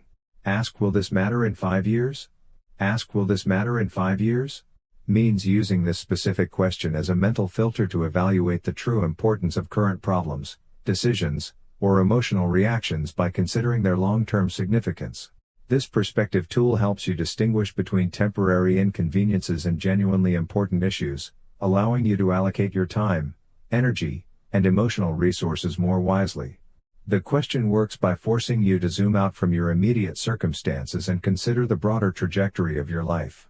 Most daily frustrations, minor conflicts, and temporary setbacks that feel overwhelming in the moment become insignificant when viewed from a 5-year perspective. Traffic jams, rude comments, small financial expenses, and social embarrassments rarely have lasting impact on your life trajectory. This mental exercise helps reduce stress and anxiety by putting current challenges in proper proportion. When you realize that something won't matter in 5 years, it becomes easier to let go of anger, frustration, or worry about the situation. Your emotional energy can then be redirected toward issues that genuinely deserve your attention and concern. The technique also improves decision-making by helping you focus on choices that will have lasting positive impact. Career moves, relationship decisions, health habits, and financial investments are examples of areas where the 5-year test reveals true importance. These are the areas worth dedicating serious thought and effort because they will significantly influence your future well-being. However, the question shouldn't be used to dismiss everything as unimportant.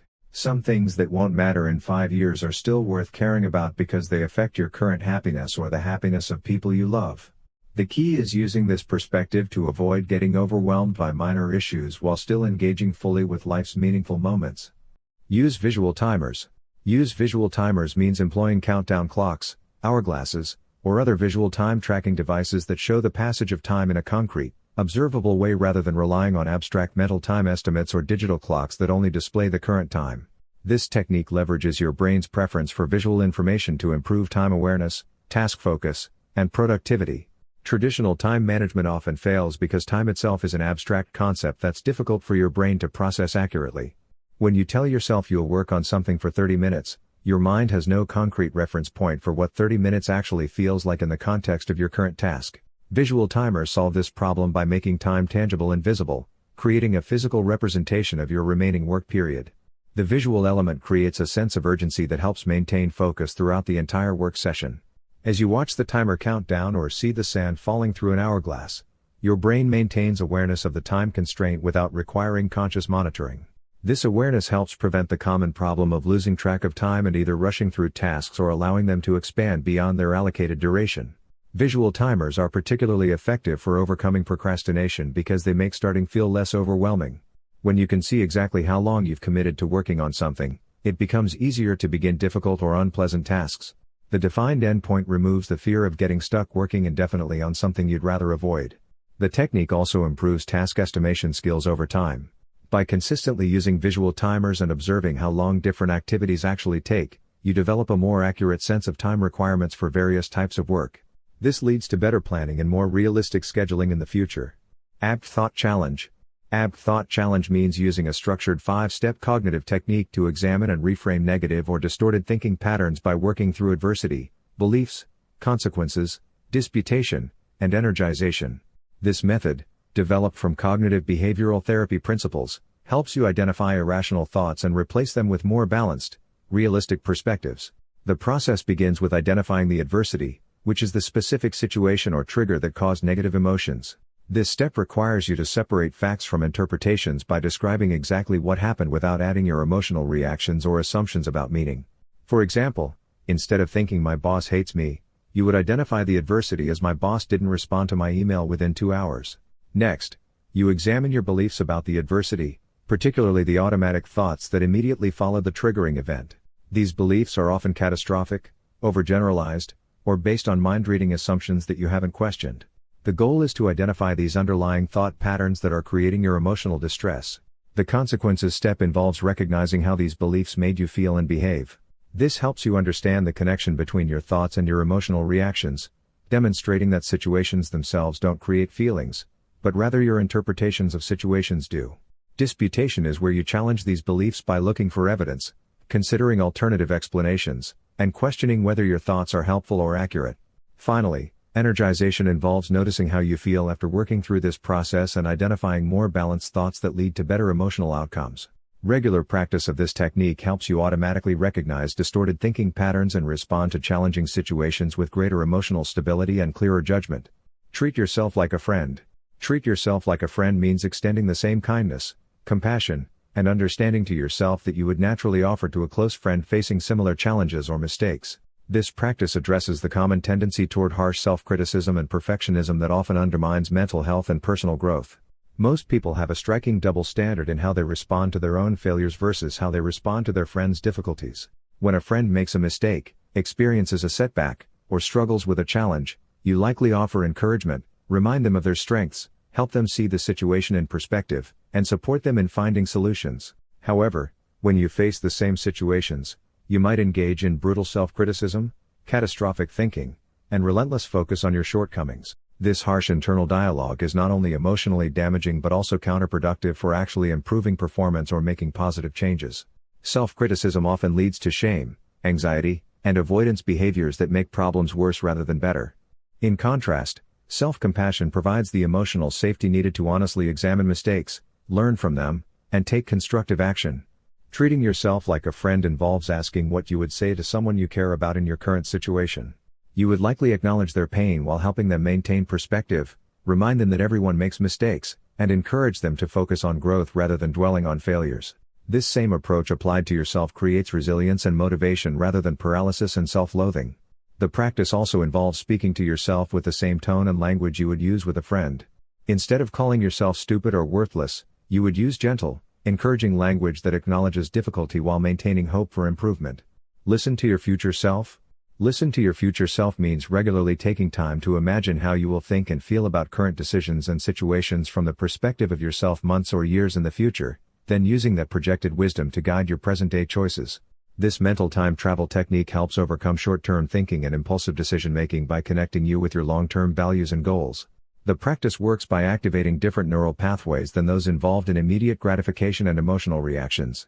When you're caught up in the moment, your brain tends to prioritize immediate rewards and avoid immediate discomfort, even when this leads to negative long-term consequences. By deliberately shifting your perspective to the future, you engage the parts of your brain responsible for planning, wisdom, and broader perspective. Future self-thinking is particularly powerful for making difficult but important decisions about health, relationships, career, and personal development. Your future self almost always values the harder choice that leads to growth and improvement over the easier choice that maintains comfort but prevents progress. For example, your future self will be grateful that you exercised today, saved money, had difficult conversations, or invested time in learning new skills. The technique also helps with processing current difficulties and setbacks. When you're struggling with a challenge, imagining how your future self will view this period often reveals that current problems are temporary learning experiences rather than permanent disasters. This perspective provides hope and resilience during tough times. To practice this effectively, you need to regularly check in with your future self through visualization or journaling. Ask specific questions about decisions you're facing and listen for the answers that come from a place of experience and wisdom rather than immediate emotion or convenience. Have a wind-down ritual. Have a wind-down ritual means establishing a consistent sequence of calming activities that you perform every evening to signal to your body and mind that it's time to transition from the active demands of the day to the restful state needed for quality sleep. This practice creates a psychological bridge between daytime alertness and nighttime rest. The ritual works by conditioning your nervous system to recognize specific cues that sleep time is approaching. Just as your body learns to feel hungry at regular meal times, it can learn to feel sleepy when you consistently perform the same pre-sleep activities. This biological conditioning makes falling asleep easier and more predictable, reducing the frustration and anxiety that often accompany bedtime struggles. Effective wind-down rituals typically include activities that are calming rather than stimulating, predictable rather than exciting, and personal rather than work-related. This might involve taking a warm bath, reading fiction, practicing gentle stretches, writing in a journal, listening to soft music, or preparing clothes for the next day. The specific activities matter less than their consistency and their ability to help you mentally separate from the day's stresses. The ritual also provides psychological closure to your day, creating space to process emotions and thoughts that might otherwise keep you awake. Many people find that worries and problems feel less overwhelming after they've been acknowledged during a wind-down period rather than ignored until bedtime. Timing is crucial for wind-down rituals to be effective. Starting the ritual at the same time each evening, typically 30 to 60 minutes before your intended bedtime, helps regulate your circadian rhythm and trains your body to expect sleep at consistent times. This regularity is more important than the perfect execution of every step in your ritual. Track mood in 3 words. Track mood in 3 words means recording your emotional state each day using exactly 3 descriptive words, creating a simple but powerful system for developing emotional awareness and identifying patterns in your mental health over time. This practice strikes the perfect balance between being detailed enough to be meaningful and simple enough to maintain consistently. The 3-word limit is intentionally restricted because it forces you to distill complex emotional experiences into their most essential components. Instead of writing lengthy journal entries that might feel overwhelming or time-consuming, you must identify the core feelings that defined your day. This constraint actually makes the practice more effective because it requires you to pay attention to your emotions and make conscious choices about which feelings are most significant. Using 3 words rather than 1 provides enough nuance to capture the complexity of human emotions. A single word might be too simplistic, while more than 3 words often leads to overthinking or inconsistent tracking. 3 words allows you to note primary emotions while also acknowledging secondary feelings or contradictory states that often exist simultaneously. This tracking method reveals patterns that are invisible when you're caught up in daily life. After several weeks or months, you might notice that certain days of the week consistently produce similar emotional patterns, that specific activities or people reliably affect your mood, or that external factors like weather or sleep quality have predictable impacts on how you feel. The practice also improves emotional vocabulary and self-awareness. Many people operate with a limited range of emotional words, defaulting to good, bad, or okay. Regularly searching for 3 specific words expands your ability to recognize and articulate subtle differences in your emotional experiences. The key is consistency rather than perfection. Even if you miss days occasionally, maintaining this practice over time creates valuable data about your emotional patterns and triggers. Pair hard tasks with rewards. Pair hard tasks with rewards means strategically combining difficult, unpleasant, or challenging activities with immediately accessible pleasures or treats to create positive associations and increase your motivation to complete necessary but unenjoyable work. This technique leverages your brain's reward system to make difficult tasks more psychologically tolerable and sustainable over time. The practice works because your brain is constantly evaluating whether activities are worth the effort they require. When a task is inherently unrewarding or produces only distant benefits, your motivation naturally decreases and procrastination increases. By artificially adding immediate rewards to these activities, you change the psychological equation and make the tasks feel more worthwhile in the moment.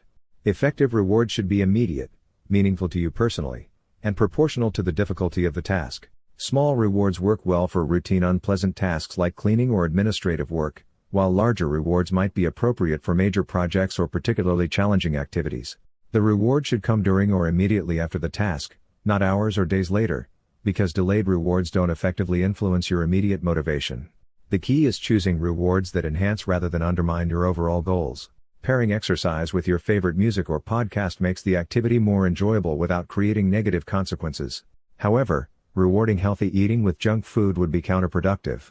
Good rewards might include listening to engaging content while doing chores, treating yourself to a favorite beverage while working on difficult projects, or planning enjoyable activities immediately after completing challenging tasks. This technique is particularly valuable for building habits around activities that are important for your long-term well-being but don't provide immediate gratification.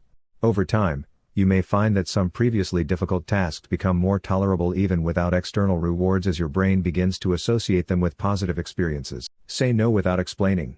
Say no without explaining means declining requests, invitations, or demands on your time without providing detailed justifications, elaborate excuses, or lengthy explanations for your decision. This practice recognizes that you have the right to make choices about your time and energy without needing to defend those choices to others, even when disappointing them feels uncomfortable. Most people feel compelled to explain their refusals because they want to avoid seeming rude, selfish, or unreasonable. However, this tendency often backfires because detailed explanations can sound like negotiations rather than firm decisions. When you provide reasons for saying no, you're inadvertently suggesting that your decision is open to debate or that the other person might be able to overcome your objections with better arguments or different timing. Long explanations also often sound like lies or excuses, even when they're completely truthful, because people who are confident in their decisions typically don't feel the need to justify them extensively. Paradoxically, saying no with minimal explanation often comes across as more honest and respectful than providing elaborate reasons. The practice involves using simple, direct phrases like "I won't be able to do that," "that doesn't work for me," or "I'm not available."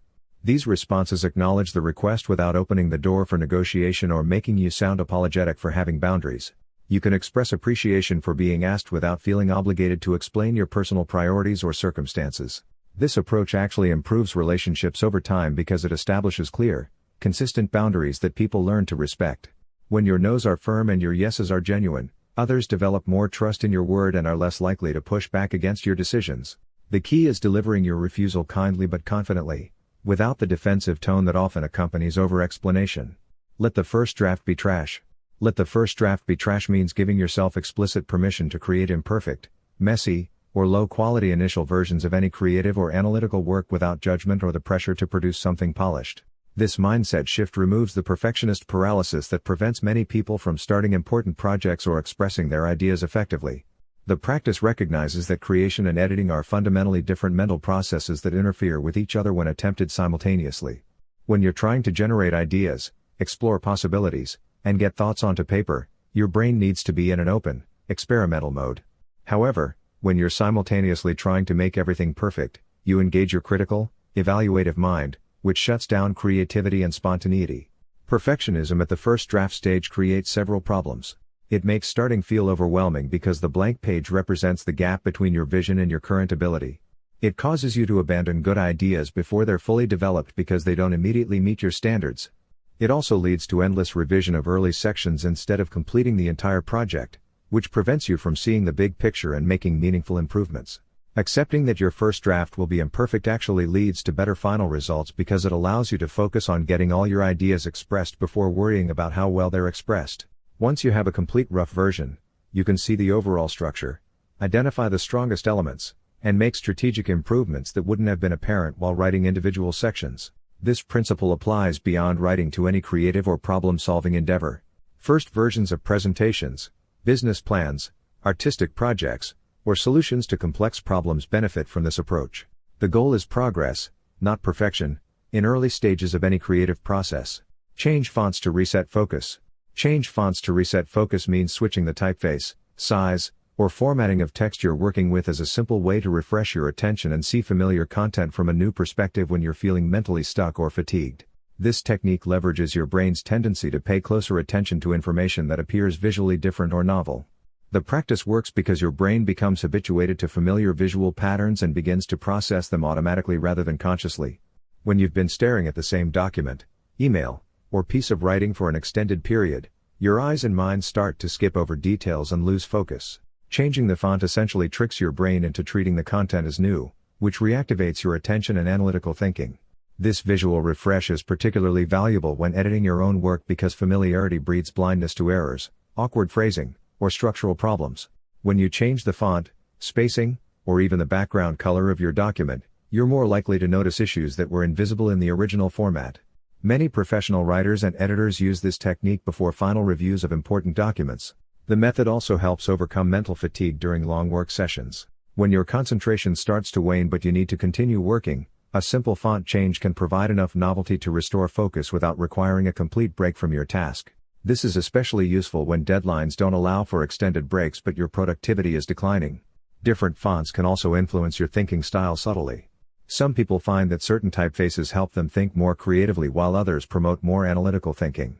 Experimenting with various fonts during different types of work can help you discover which visual environments support your best thinking for different kinds of tasks.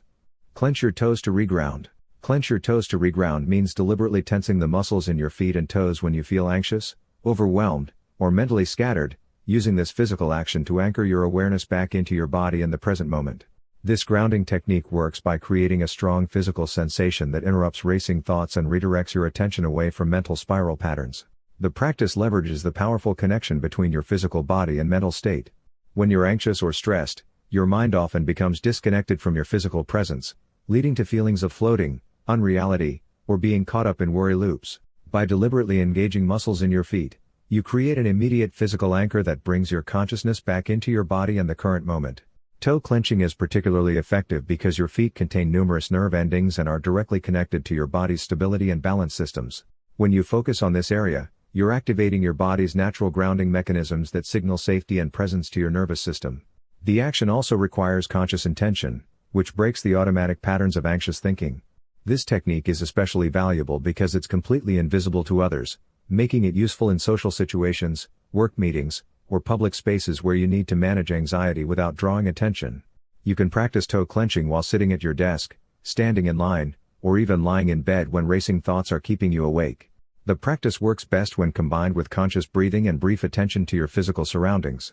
As you clench your toes, take a few deep breaths and notice what you can see, hear, or feel around you. This combination creates a powerful grounding effect that can quickly reduce anxiety and restore mental clarity during stressful moments. Write the email, then delete it. Write the email, then delete it means composing a complete response to frustrating, hurtful, or anger-provoking messages without ever sending them, using the writing process as a way to process emotions and clarify your thoughts before deciding how to actually respond.